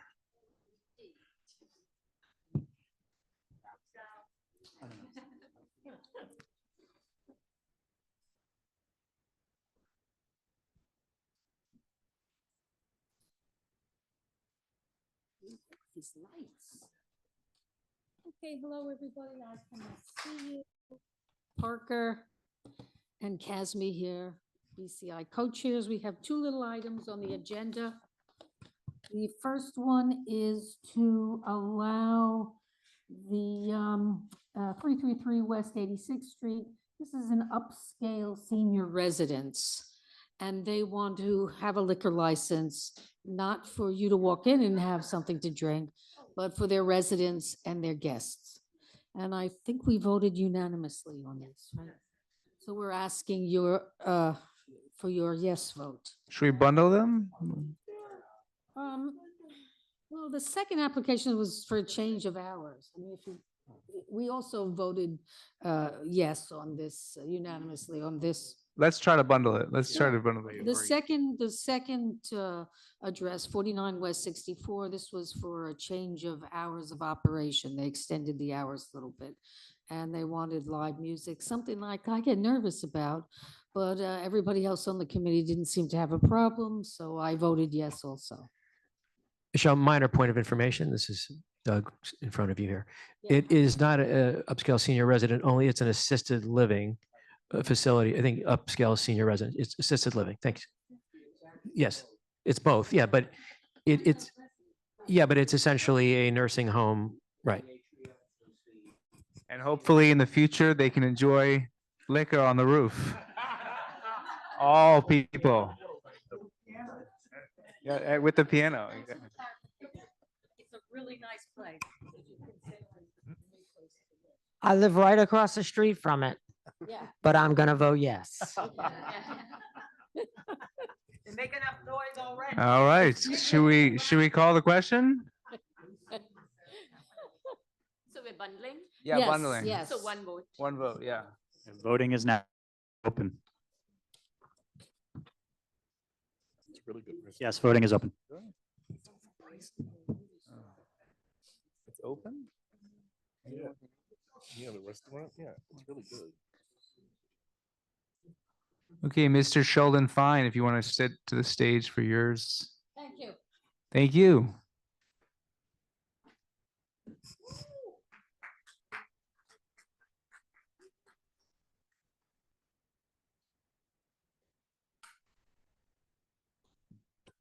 Okay, final vote for the last one will be 33,000 carries.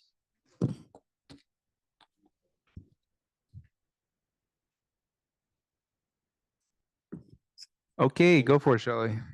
Okay, we have very many serious problems in our city, but hate crimes have been a major one, and at certain times for certain groups over certain groups.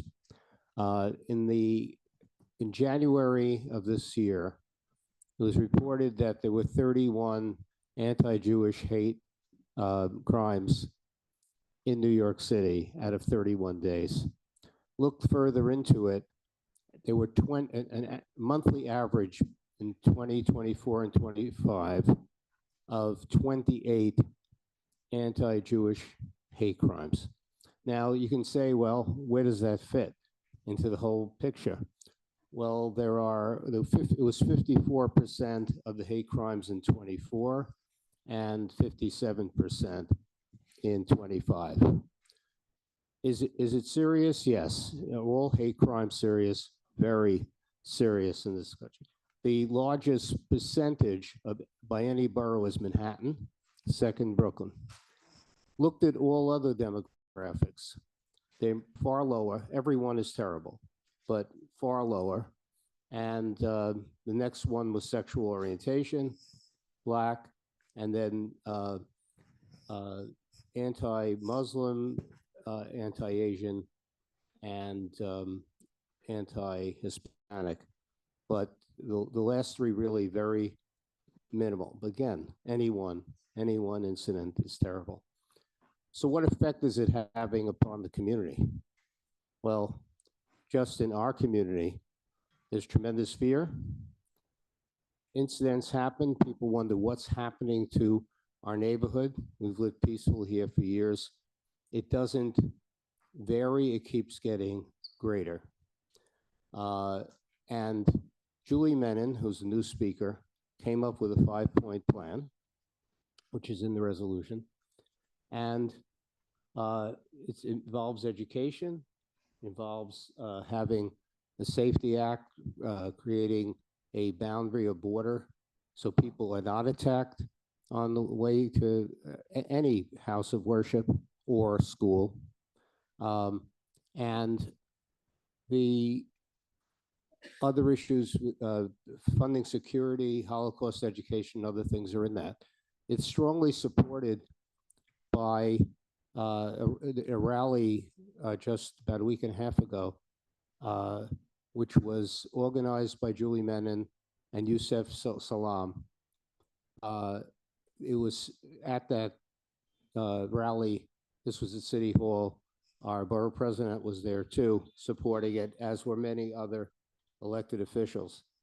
I think someone asked at steering, why are you just focusing on Jewish stuff? Well, years ago, when it was anti-gay uptick in anti-gay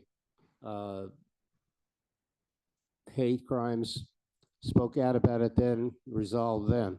More recently, in 2000, wrote the George Floyd resolution, which was unanimously passed here.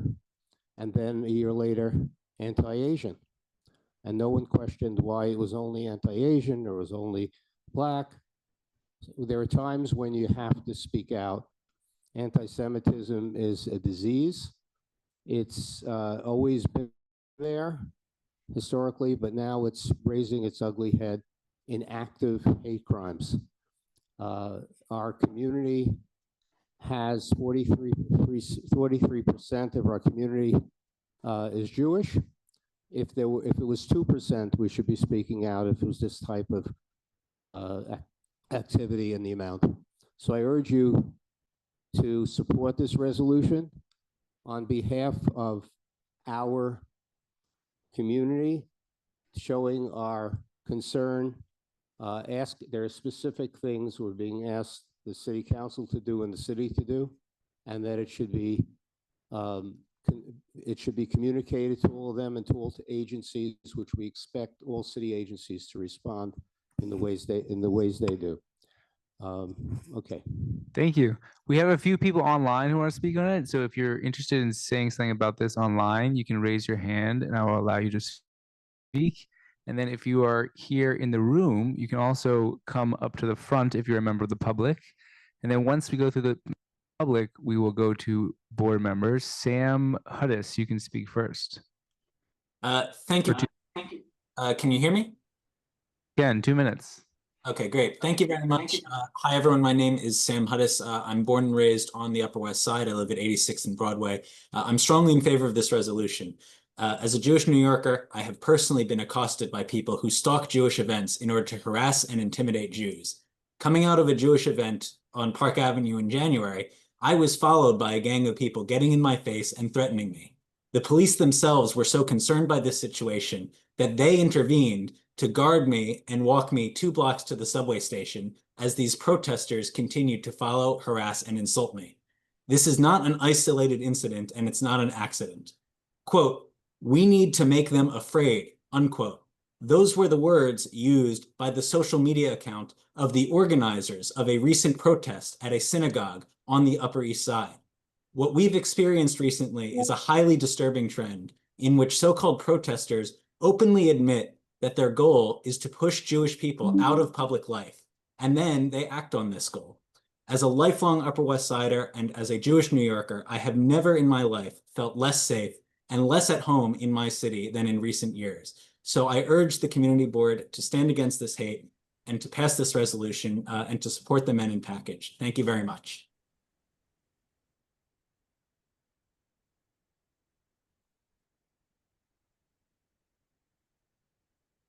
Will speak. Can I speak? Yes. Hello, my name is Rudy Weinberg. I am the founder and chairman of Progressives for Israel and a born and raised Upper West Sider.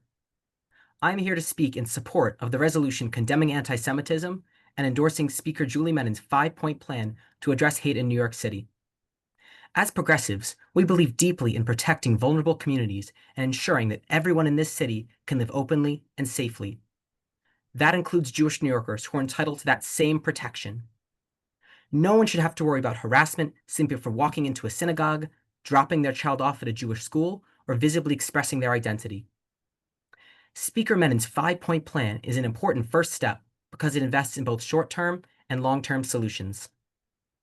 One part of Speaker Menon's plan that I want to highlight is the creation of security perimeters around houses of worship and schools. Some people have tried to frame these protections as limiting protest. I see it differently. These policies don't silence speech. They simply ensure that protests cannot cross the line into harassment or intimidation directed at people simply trying to practice their faith and exist as visible Jews. There is strong historical precedent for this. During the Civil Rights Movement, when school integration was met with hostile protests, the government protected Black students with police escorts so they could safely attend school. And here in New York City, when protesters blocked access to reproductive health care clinics, the City Council passed a law creating a 15-foot buffer zone so that women could safely access reproductive health care. In the past, when people's safety or civil rights have been threatened, we've acted to protect them. And now we must continue that progressive tradition and do it again. Supporting this plan means standing up for religious freedom, civil rights, and the basic principle that no New Yorker should be intimidated when they walk into their place of worship or school. If that's not progressive policy, I don't know what is. That is why I urge Community Board 7 to support this resolution. Thank you. Thank you. We'll go to the room now. Hi, good afternoon, good evening. Thank you for allowing me to share some concerns. In January 2026, there were multiple incidents of hateful actions directed at Muslim women who were covered or wore a hijab. This was caught on video, specifically as two Muslim women were walking down Fifth Avenue. They were deliberately accosted by someone who said, "Why are you covered?" Recently, a Black woman was called the N-word and her boots were set afire. Yesterday, Tuesday, March the 3rd, WABC radio host Sid Rosenberg called Mayor Mamdani the first South Asian and Muslim mayor of New York, an America-hating, Jew-hating, radical Islam cockroach, and a jihadist. Sid Rosenberg was then supported by WABC ownership. So hate-motivated conduct extends beyond the Jewish community and at times is committed by the very same community. So as written, I find this plan very discriminatory. The Jewish community is not the only group that experiences prejudice, discrimination, and hate-motivated conduct. To single this group out for preferential and special treatment at taxpayer expense is discriminatory. Taxpayer money should benefit all taxpayers and not just a special interest group.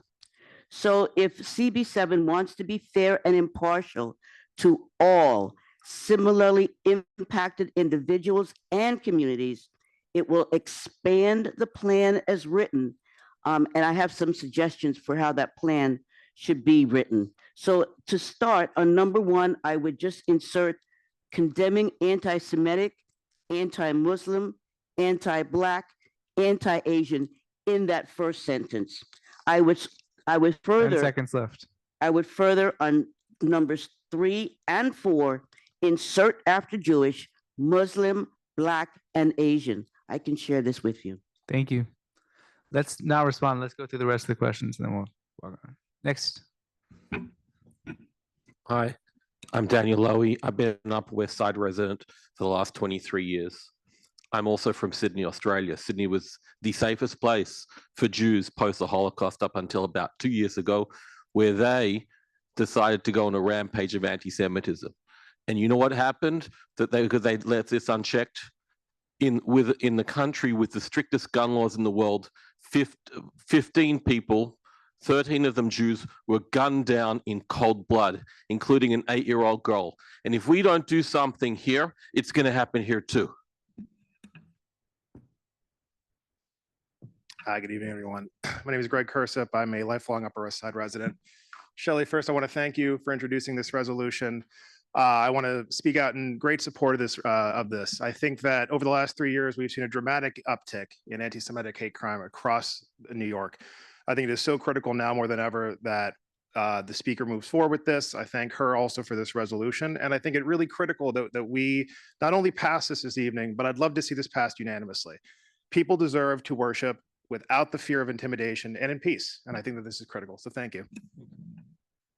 Okay, should we go to any questions among board members?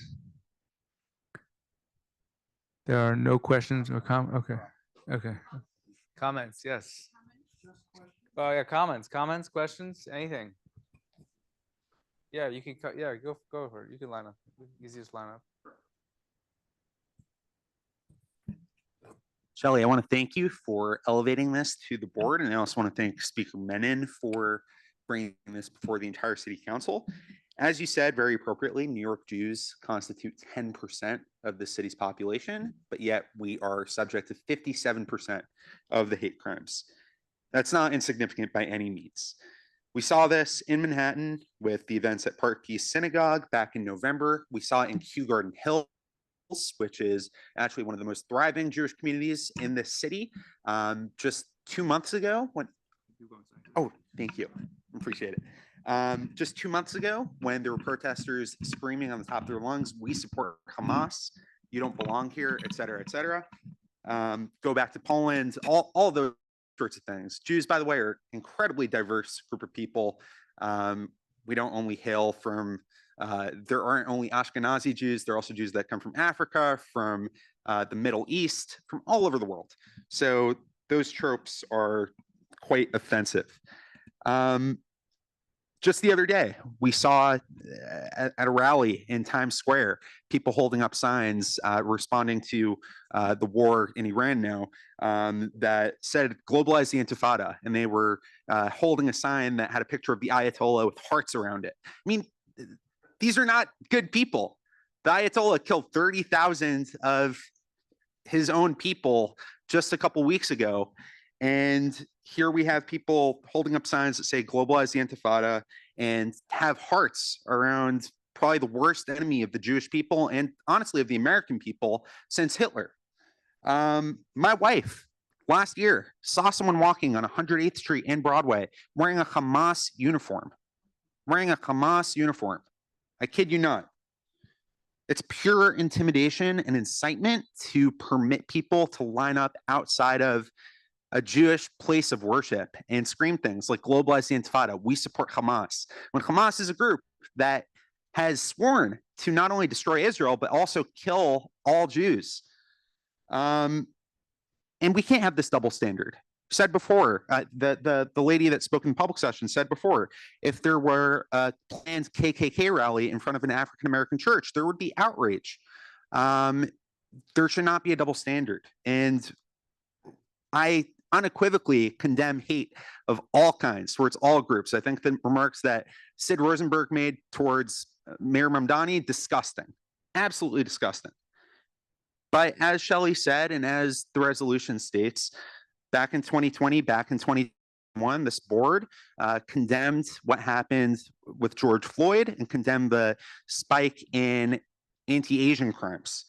So we can't have that double standard. And as a society, we simply need respect and civility. I think at the very least, this board should unanimously just condemn people being jerks and honestly going outside of synagogues and trying to intimidate and scare Jews. And that applies to all groups. Thank you. Great. Let's check this good comment. Let's kind of keep it shorter as we get longer in the night, but that was great. Jamie, you're up.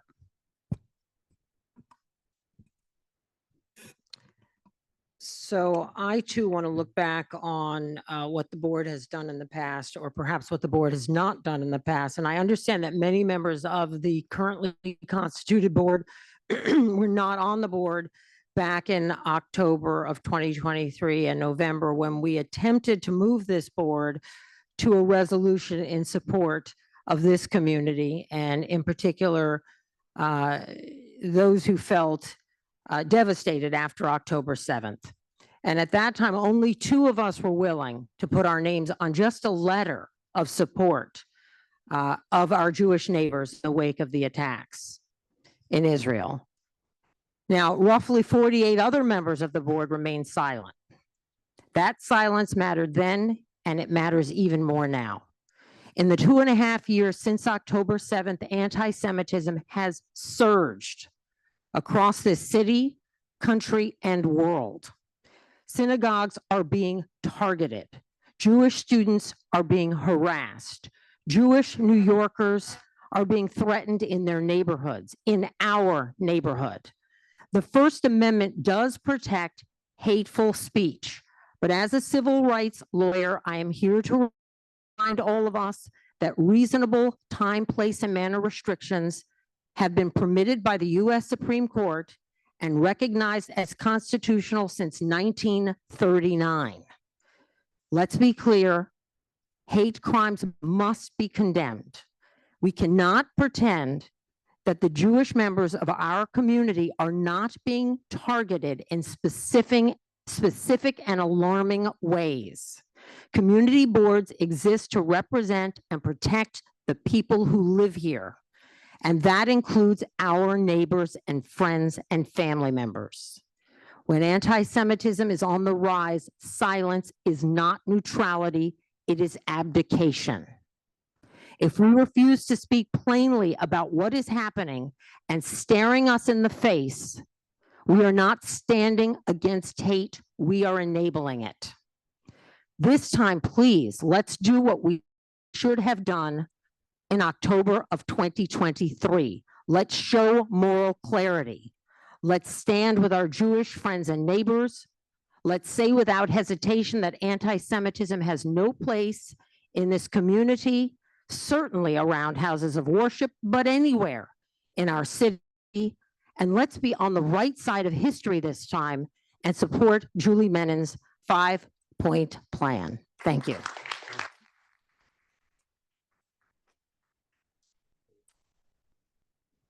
Hi, everyone. Any single incident of hate against any religious community is one incident too many.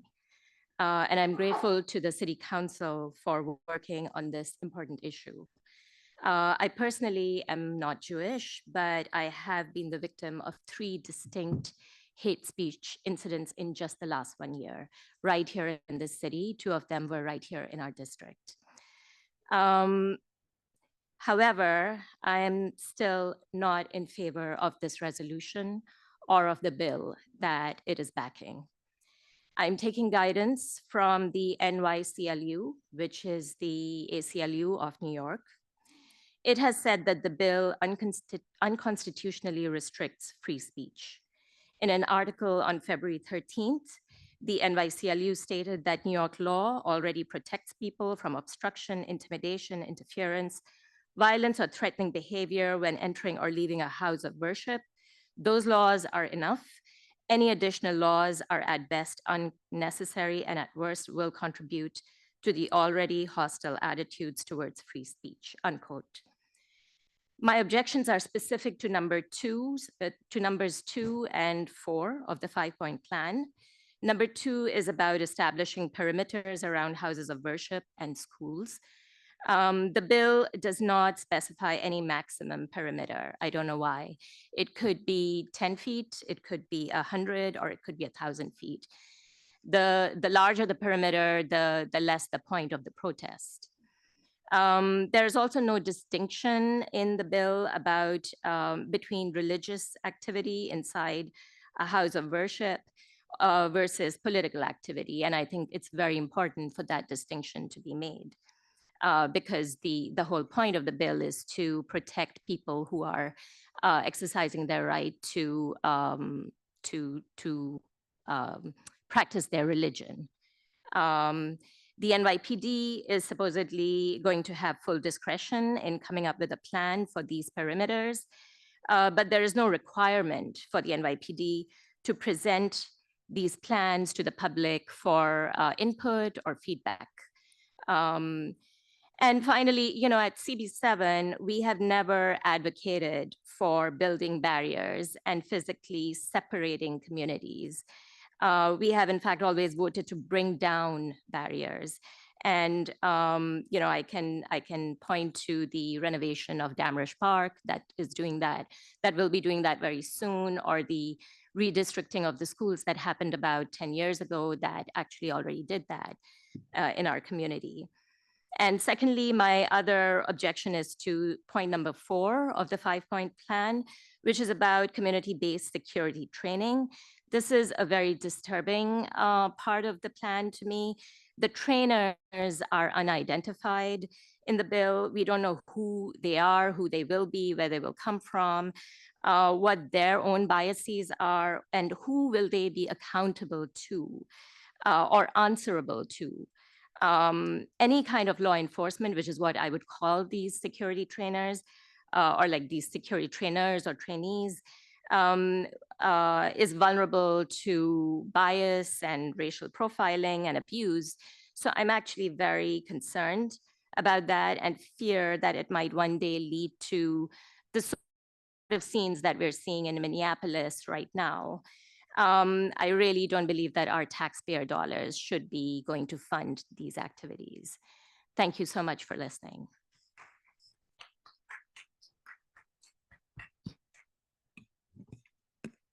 So I wanted to stand in support of this measure.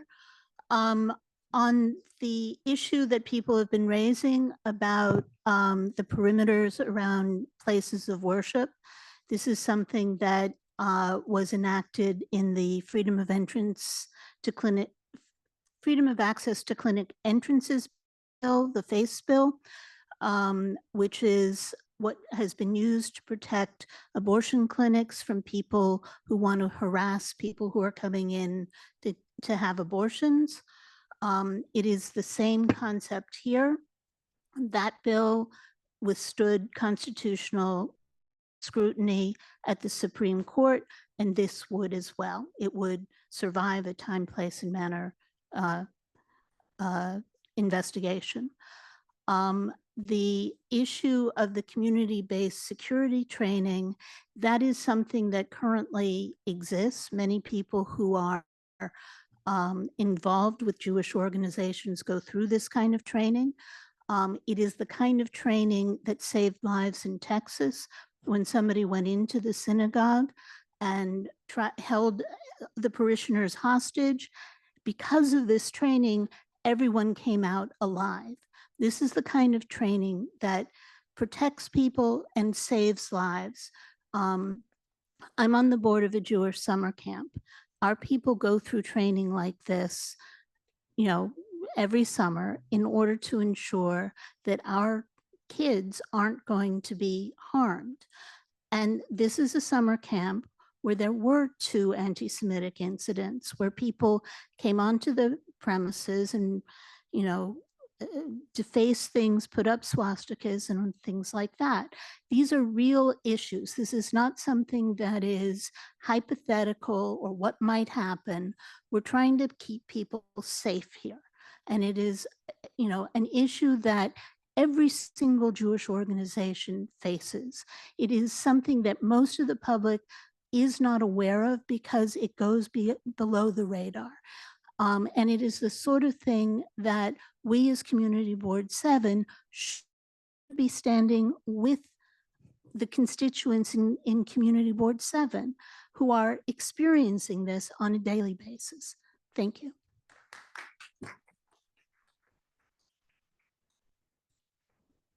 I wish to associate my comments with the speaker who just spoke, and as well as Jamie. And I thank Shelley for elevating this, as well as City Council Speaker Menon. I don't have any real formal prepared remarks, but to me, this is a no-brainer. Silence is indifference. Have we not learned from World War II? I am proud as a community board member to have passed the previous resolutions condemning all different kinds of hate. And specifically, we did Black Lives Matter. That is a complete sentence. People who have ever inferred or implied that the sentence isn't complete and it somehow implies that anyone else's life doesn't matter was gravely mistaken. And it was a very interesting psychological test. Black Lives Matter, I'll stand behind that, and every life matter. Every life matters. We have an acute problem of hate. Anti-Semitic hate has exponentially risen. This is a very real problem that has resulted in fear, death, violence, injury, and emotional injury. This is something that I believe we must pass. I think it does also, as Jamie mentioned, in the time, place, and manner, I think it will withstand that. We do give protections to abortion clinics. We even have perimeters where you can't smoke in front of a building. This houses of worship, of all houses of worship, should be sacred places where people contemplate, pray, meditate, and they should be protected. I don't believe that this is in any way a contradiction against free speech or anyone's civil rights. In fact, people can most certainly protest. but not blocking a house of worship. If we have, as community board members, are seeing other incidents with other ethnic groups and we wish to pass equal and strong resolutions, I'd be behind that 100%. But this resolution and the 5-point plan that Julie Menon has come up with is specifically addressing what is happening in real life. And I urge my board members to support it. Thank you. We have less than an hour left in the venue and 3 more resolutions. So keep the comments as brief as possible. I'm going to speak in favor of this, and I'm going to do my best not to repeat what other proponents have said. I want to thank Shelley for bringing this and thank everyone else who has spoken in favor. I'm going to briefly add, as someone who helps coordinate security at a synagogue and as a Jewish day school parent, the amount of volunteer time and financial resources that the Jewish community spends on its own security is frankly staggering. It's really not like any other group in New York City at this particular moment. I would support this same resolution and these same measures for any other group that was suffering disproportionately from hate crimes. Now it's the Jewish community. Appreciate everyone else's support, and I will extend that same support if any other group is in a similar position in the future. I just want to note quickly to respond to 2 points. One, community security training. I've participated in it. It is not like law enforcement. Law enforcement has a role as law enforcement. It does not teach profiling. In fact, it teaches people not to profile. Profiling would be wrong. It would be counterproductive because the Jewish community is far more internally diverse than many people appreciate, and it would be harmful, and it's not something that's done. And last, I understand the New York Civil Liberties, the NYCLU's opposition. It's their perspective. I think it's wrong. I think this is a reasonable time, place, and manner restriction, content neutral. I'm sure there will be a lawsuit. The courts will have their say on whatever NYPD does, but the fact is the current law is not adequate to protect the community based on what we saw at Park East Synagogue and in Queens. Thank you. I think we can condemn anti-Semitism and hate speech without suppressing free speech. The one big difference between this and the abortion restrictions is that you need a court order for the perimeter around an abortion clinic, and people have been killed in abortion clinics.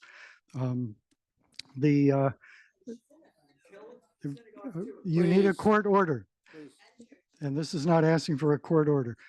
The right for political speech on a public sidewalk is deeply ingrained in our democracy. At the time when the Trump administration is trying to suppress free speech, we should not be joining in. And this is what this one provision, and the only provision I'm talking about. I support the rest of the resolution, but the part about putting up perimeters around houses of worship and schools. There are 5,000 houses of worship. I don't know how many schools there are, maybe that many.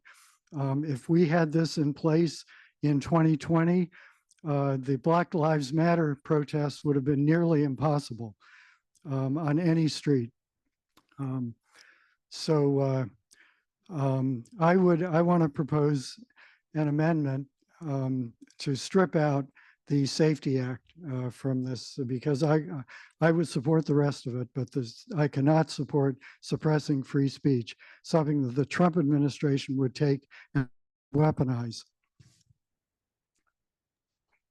Do you want to do you make a friendly amendment, or you want to make a Damn. Okay. Do we have a second?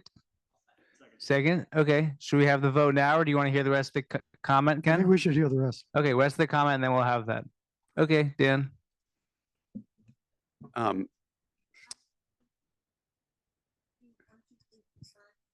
I'll try. Yeah. Keep going there. First, as a Jewish New Yorker, who cares about all of my fellow citizens. I want to express my solidarity with the woman who spoke before about the Muslim women who've been harassed, and to express my sympathy with our colleague Natasha. She should not have to deal with that. But I think it's important to have clarity about this idea of whataboutism, that combating hate is not a zero-sum game, that we can express our convictions that the harassment of Muslimism, the harassment of African Americans, the harassment of Asians is unacceptable in this city. It's against our values, while at the same time recognizing that there is a crisis of anti-Semitism in this country, but particularly in this city, which is the capital of Jewish America. And I think to use language that Jews standing up for themselves and asking for the same protections and the same respect as other members of this community as a special interest group is frankly offensive. And I don't say that in any way to diminish the threats to Muslims in this city, okay? But to compare the two right now in this moment, to say that we have to insert Muslims into any statement about anti-Semitism diminishes the crisis and I think raises the specter that this is a cynical effort to derail a statement. In saying this, I would note that, again, I was not here when the prior resolutions were passed in support of the George Floyd protests against anti-Asian hate, but I'm pretty sure Jewish New Yorkers did not stand up and say, "What about me?" Okay, so I would say that as a matter of respect and fairness, to not oppose or criticize an effort like this because we're not recognizing the bias and animus towards other groups, which deserves its own condemnation. That said, I have a friendly amendment I'd like to suggest, which is a shameless plug for the august place we're in. I had a chance to take a short tour through the exhibit here.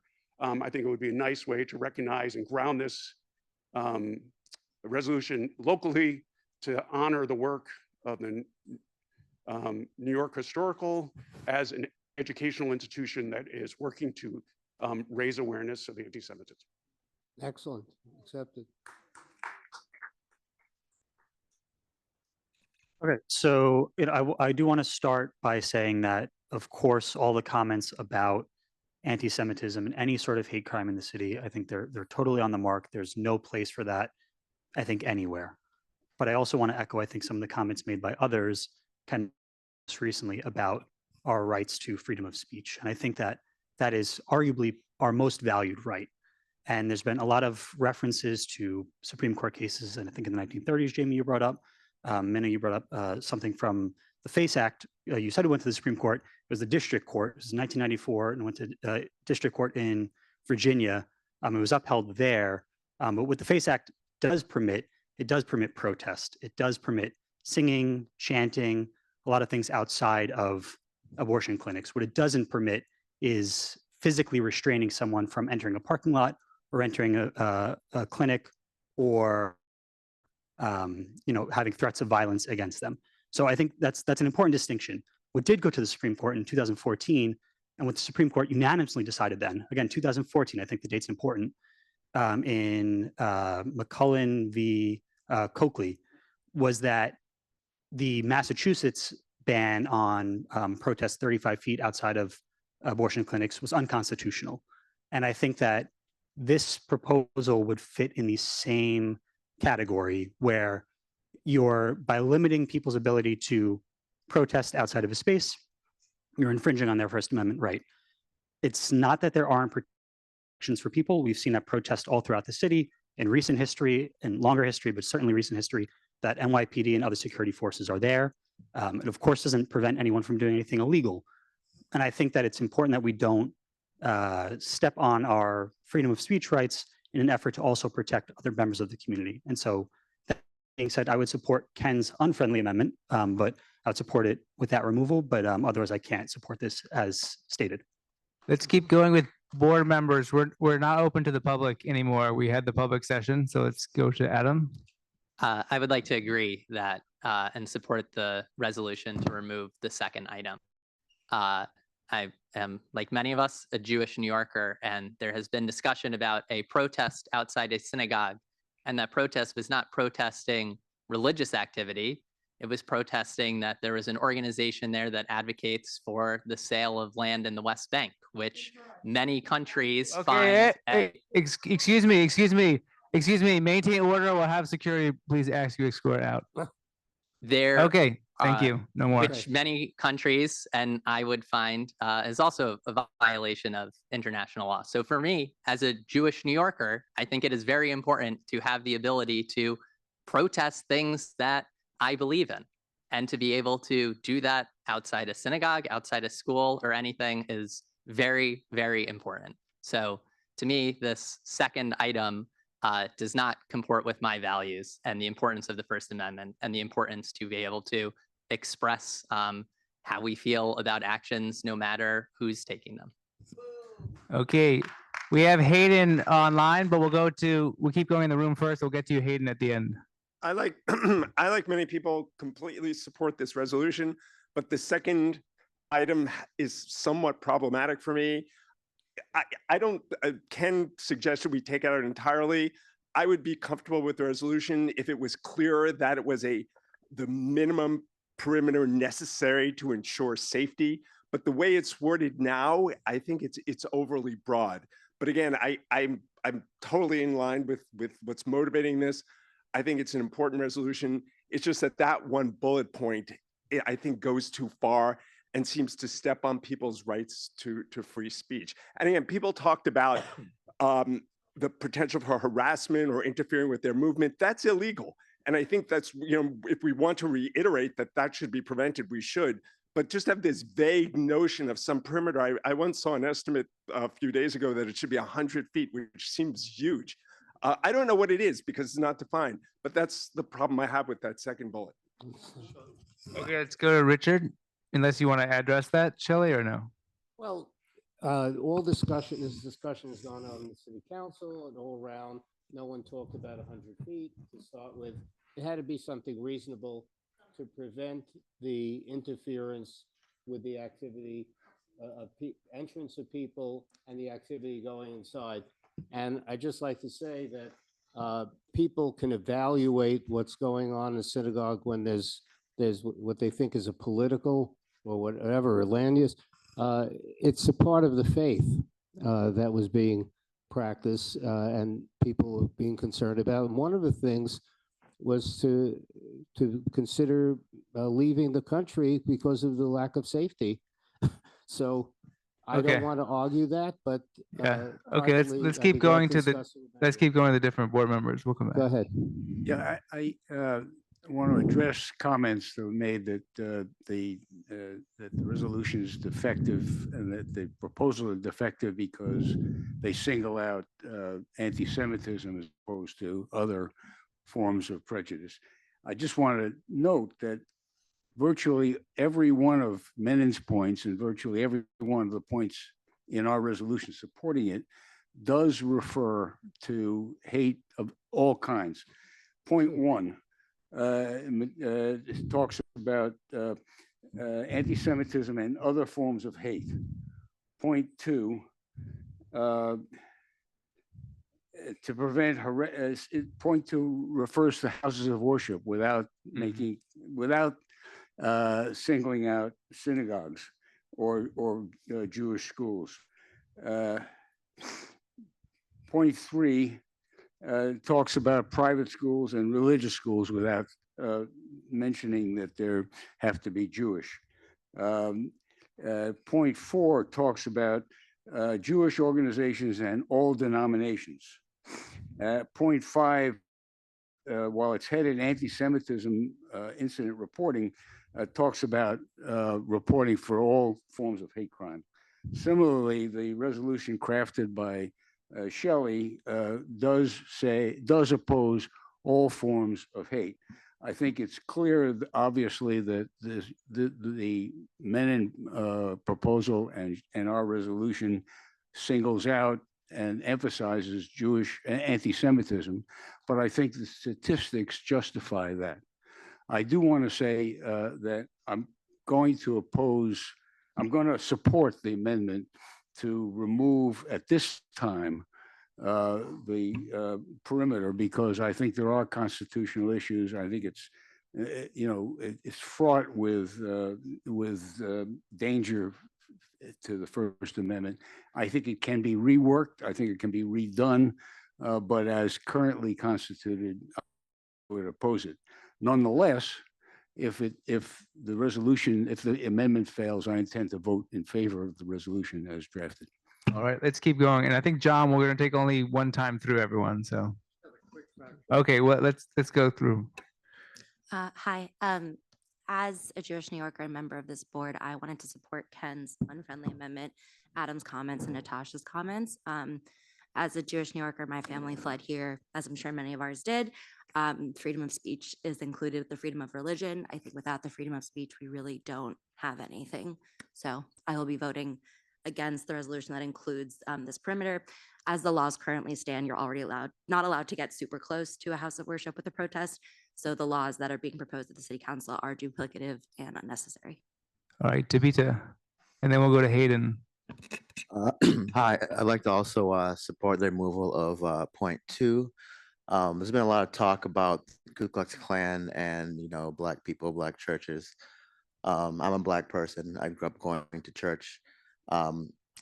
I grew up in East Lansing, Michigan. When I was a teenager, the Ku Klux Klan wanted to come and protest on the steps of the state capitol in Lansing, Michigan. I fully supported their right to do so. That's my perspective. I think that, as has been said by Natasha and Adam and others, current law already establishes some perimeters, and I think that point 2 tramples on freedom of speech that's in our Constitution. All right, let's go to Lottie, and then Hayden. Good evening and thank you. Keep going, keep going. Oh, just want to thank Shelley for this resolution. And I just want to say, this is a call to action for all of us on this board. You are members of our community. You're our family, right? So I don't even understand all the conversation. This was put out by the speaker of the city council, and it was about access, safe access, to protect safe access. I don't know where the free speech thing is coming from, which is why I got up, because I'm confused as to where that's coming from.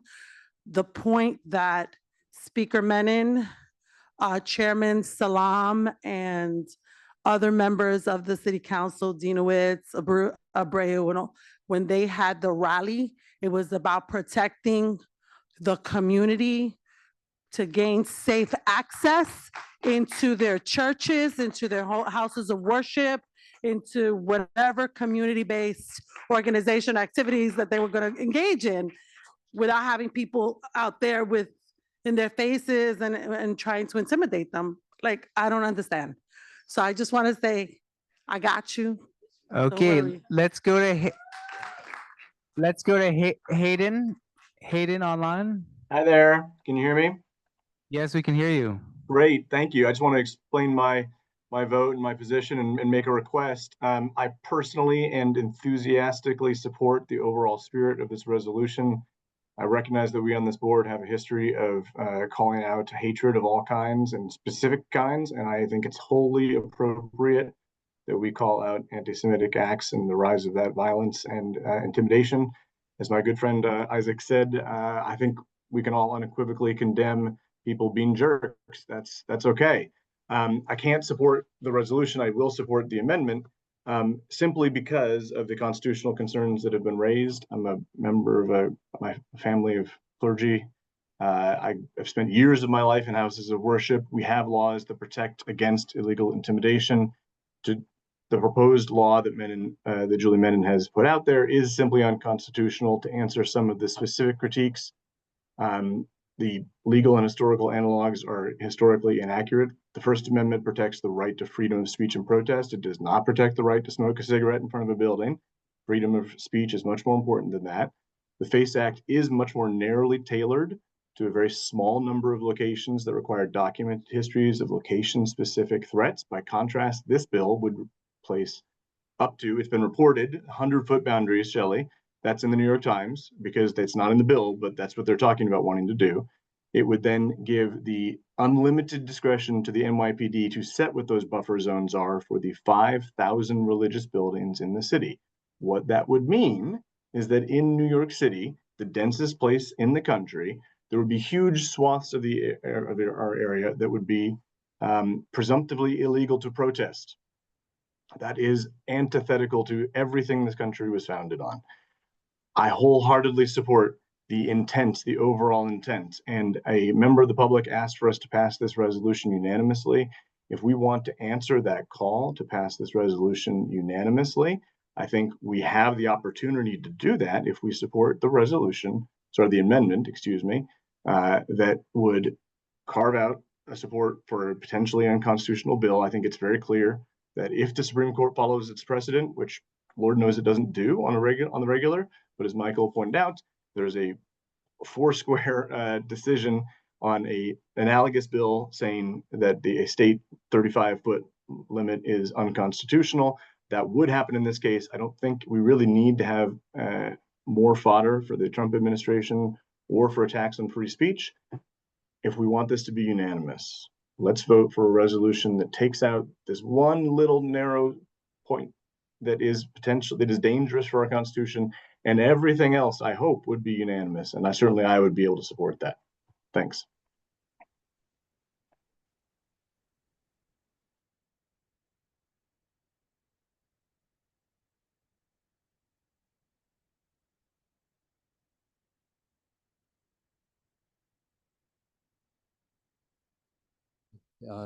The determination will be in the city council, and it'll be fair because there's a great diversity of thought there as to what the perimeter will be. It's not going to be 100 feet because the Times says so or said so. It's going to be something reasonable. But let's proceed with a vote on the amendment. Okay, so I'm putting this on the screen now. So what you're voting on is the resolution. Can we actually take that out? Because those are Julie Bennett. That is coming from Julie Bennett. It's not like from us as the board. So do we even have the right to remove any of the comments? Yeah. I mean, I think we can edit the document as any way we want. I mean, it could say, if you want, you could also say, Speaker Mennon's 5-point plan, removing the following element. That's basically what you're saying, right, Ken? So I can also add that, removing. That would be the amendment that we're going to vote on. Exactly. Removing number 2. The process is we vote on the amendment. Yeah, with the exception. If it passes, then we vote for the whole resolution without it. If it doesn't pass, then we vote on the whole resolution. No, I think Natasha was just clarifying. We want to make it clear that we're not just removing it. We're saying we're removing it. Yes. Okay. So can we proceed? So just to clarify, we're going to start the voting in a moment. Right now, we are voting on the Ken's proposed amendment, which has been seconded, which would remove number 2 from Shelley's yes. Remove support for number 2 as kind of struck up there. So number 2 is the Schools and House of Worship Access and Safety Act, establishing safe perimeters around entrances and exits of houses of worship and schools to prevent harassment and intimidation while respecting constitutional free speech rights. So this amendment removes that. So a vote for yes is a vote for the removal of this portion of the proposal only. We'll vote on the full proposal following, but right now a vote for yes is a vote to remove it. A vote for no is a vote to leave it. And then of course, abstain for calls. All right, question. Yeah, started the voting. Okay, we're gonna start the vote. Yeah, yes. Yeah.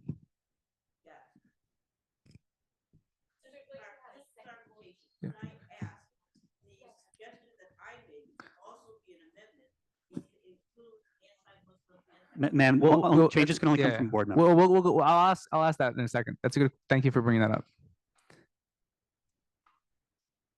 Okay, we're proceeding with the vote? We're proceeding with the vote. So amendment. again, the vote is open. We're voting narrowly on the item of removing number 2 and saying that we're removing number 2 from the current resolution. And the roll call for today is 36. And the therefore be it resolved, this is, none of this, it's the number 2 here. Okay, so make sure you get your votes in. Yes, this is voting to remove number 2. Yes, there will be a Right. second There'll be vote a for the second vote for the overall resolution. So if this passes or fails, we will then vote on the full resolution. Either way, we will vote on the full resolution. Irregardless. Well, we have to amendment, yes, of course. Okay, regardless. Thank you. Sorry. So what are people having trouble Yeah, voting? there are some folks that we're still waiting on. Some people left? Some people left. Okay. I So saw, I think, 2 leave, which, do we want to close it? hold on. Okay, up to you. You can call the vote.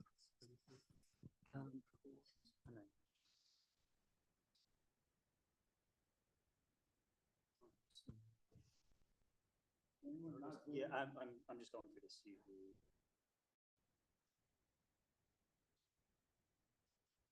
Louise she left. Audrey left.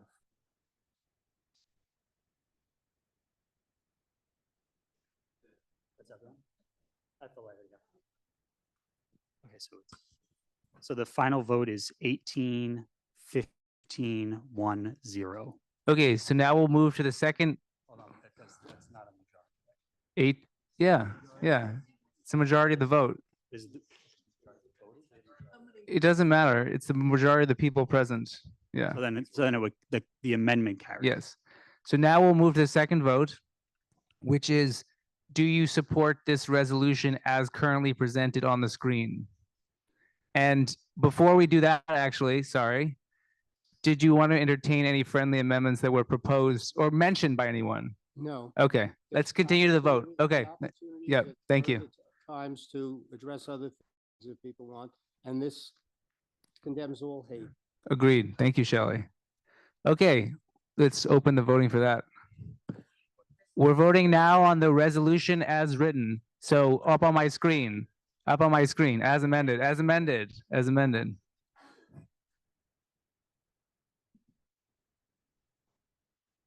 This part? Which part? This part?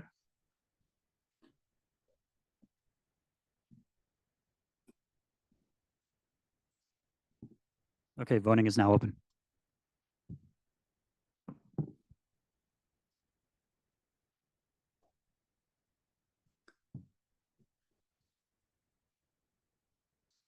Can I stop sharing? Yes. Yeah, we're voting on the amended resolution, not as written.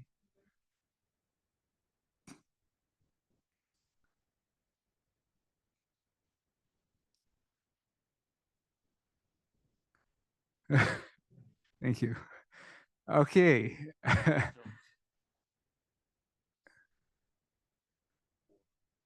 Okay, but looks clear.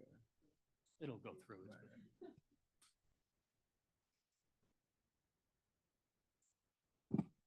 Anyone having issues? We're missing 4. But time is of the essence. Okay, as time is of the essence, we'll keep it going in the background, but at the moment, this carries 29-0-20. Okay, 30. Seema, did you want to come up for? Okay, thank Seema you. Polly? Okay, we got 20 minutes left, 2 resolutions. Should be interesting.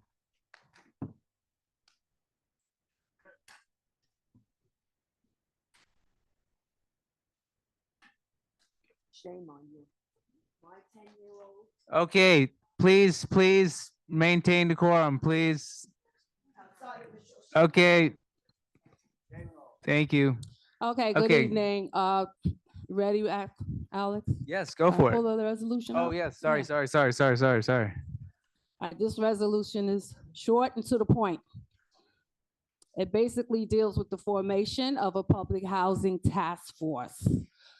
This task force will be consisting of public housing resident leaders, residents, representatives of elected officials, in order to address the pending conversion of the public housing complexes in our district. With the exception of Amsterdam Houses and Amsterdam Addition and Douglas Houses, all of the buildings in our district will be converting from Section 9 to Section 8, which is a PAC-RAD program. And in that program, there will be private developers who will manage all of the public housing buildings in our area. NYCHA will still own the land and the buildings, but the buildings will be converted under private management and private developers. So I'm urging my fellow board members to vote in favor of this task force because it's important for us to work together to really negotiate what's going to happen during this process. There's been many issues. Wise Towers has gone through this process already. And so a lot of the leaders and residents are concerned as far as maintaining their rights and also other issues regarding construction that will be going on. This is going to be a 3-year project. And so right now we need the support of the community board and the expertise to help us navigate through this particular conversion. So as you can see here on the board, it's a lot of information that needs to be digested. We do have links. You can go to the New York City Housing Authority website if you want to get further information about what's going on. So I'm urging my fellow board members to vote yes for the formation of the Public Housing Task Force. As you know, the public housing community has suffered greatly from mismanagement. A lot of the buildings are very old. They're over 50 years old. So yes, they do need to be upgraded. And I don't know if you've been following what's going on in Washington, D.C., but we're anticipating 45% cuts. So we understand why this needs to happen, but we will need the help of each and every one of you to help us navigate through this particular conversion. So I'm asking that you vote yes for this public housing task force. Okay, I very strongly support this, as you know, but I have an opportunity, we'll have an opportunity. I spoke to Jessica Katz, the former HPD commissioner, who will meet with our task force to help us along. She was instrumental in these processes. Please support this. Thank you. I would like to say that I support this. It's essential. Hold on, Dan. Just a quick point of clarification. It may be obvious, but this is a CB7 task force, like the No, public it's safety. CB7. It's gonna Yeah. consist. Can we just add some language just so that it's explicit? Because I was just a little confused. Like, Did you read the resolution? I read the resolution, but it never Okay. explicitly says it's a CB7 task force. Together with the leadership. Well, it's a CB7 task force. CB7 task Right, force. yes. Yes. Okay. Are Great. there any other questions? Wait, hold on. Okay, One come on up if you have a question. Yeah.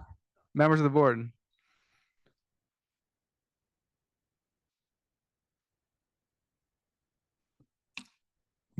Out with this. Private companies will renovate, maintain, manage the buildings. Yes. There's a RFP process. Okay, to do, The managers, the Okay. developers, the contractors. now the land that these buildings are on Will is be public or private? public because it's owned by the New York City Housing Authority, the land and the buildings. But what happened is that during the PAC-RAD conversion, a developer will be selected, okay? And that developer is a private developer who will work in conjunction with private management. It's a 3-tier system and a social service organization. So the funding is gonna come from, Yeah. say, I'm just gonna mention, say, Monodac, developer. So that person will select who the management team will be. And then that management team will deal with issues such as leases, Yeah. anything to do with maintenance and operations of the sites. Of the buildings. Of the Yes, buildings. but No. again, we're not in One a second. conference. Yeah. 1 second, okay. So the management team will deal with any issues that residents have. Instead of NYCHA being the management entity, it'll be a private management team hired by the developer. Okay. The developer will deal with all the construction and all that aspect. But they won't own the land that the building is on. Okay. And they won't own the building because Section 8, basically, it's a program that subsidizes the rents. So the rents will still be at 30%. Okay. Okay? Now, my real But, bomb but given question. but given the time, we're only talking about the task force creation here, like No, rack I pad and understand. et cetera. I Yeah. have a question about Okay. that. Okay. Yeah, Wait, yeah, Michelle, yeah. go ahead. You said the Wise Towers has already gone through this Yes, they have. conversion. And you told me that the land, like the playground is Yeah, the public, real estate, the land that the building sits on. is public. Mm-hmm. See, that's. It's owned by, It's owned. it's, in other words, NYCHA will still be the landlord. Yeah. Okay, I think my Okay. question maybe goes beyond this. Yeah. Yeah. Yeah, Let's yeah. take that So probably I'm offline. gonna Let's call- I'm gonna let's call go. you. Let's go Yes, Elizabeth's sorry. question. Go ahead. Let's go Elizabeth's question. Fully support this. Just a point of information question. Is the chair going to be determining who runs the task force, or how is the Yes. governance of the task force going to work? Yeah, I will pick the co-chairs and public members of the task force. Okay, question is open. We're voting, yes. Okay. We're voting. Can I also say that if any board members are interested in serving on the task force, they should reach out to us. Yes, please do. Yes, Adam Brodheim will not be voting because he is ineligible for cause. He works for NYCHA. Okay, the current vote, yeah. Right now, it's going to carry right now we're at 26,001 last votes. I'll keep it open for a minute longer. We're at 28. The final votes will be in the full minutes. You can go to the Okay, next one. we've got 12 minutes left, so I don't know, Okay. Hayden. What's the vote? Thank you. Yes, it passed. Thank you. Hayden, I don't know if we have time. Let's go for it, though. 12 minutes. I'm going to start actually. Hey, guys. Go for it. I just want to say thank you to everyone who offered their ideas on what to include in the ICE resolution. Howard offered a lot, and we were able to incorporate most of the suggestions. I also wanted to thank Hayden for actually writing the resolution. I hope you'll all support this resolution, as I feel it sends an important message to our community and our local officials. I understand some of you want to offer suggestions for changes, probably. And I look forward to the discussion. Hayden, did you have anything you wanted to add before that? No, I will just add that we did say that we did incorporate other feedback from Jennifer, who asked us to remove some political language about democratic cities. We incorporated feedback from Ken, who asked us to give important background. And yeah, we're open for questions. Questions? Yeah, let's go up there. I think Dan and I are speaking a little bit from the same voice here. We are just, in the interest of the fact that we have 10 minutes left here, we're wondering if this could be, I know it was tabled from last month, but potentially tabled. There are a lot of things that I think are worthy of discussion that to squeeze it into the next 10 minutes would be difficult. So I'm just wondering if that's a possibility. You can either you could ask Yes, Hayden or I'd like to Eric, ma- or you yes. can. Second. Okay, motion to table till next meeting. Let's start the voting. No, yeah, it's not. And then in the meantime, to still have folks send. Voting is comments. open. Yeah. Voting is open open. to table. A vote for yes means it will be tabled to the next full board. I mean, No I'm going means to vote that- yes. And I would just invite everyone who has feedback to email Eric and me. And if you don't hear back immediately, we're all Well, busy. We're happy to hear more. You could Yeah, pull it if you can voluntarily pull it if you want. So you do not Oh, have to vote. Sorry, I don't even know about these things. Okay.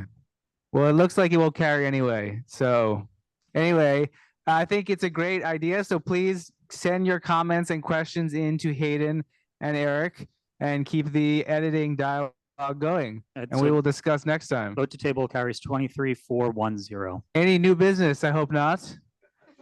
Thank you, New York Historical. Okay. To visit the 59th Street Women's Shelter, which we had a lot of information about. Gorgeous. It's gorgeous. It's sensible. It's sensible. And you can't tell there's a shelter on the wall. Congratulations. Okay, motion to adjourn. Second. Okay, thank you.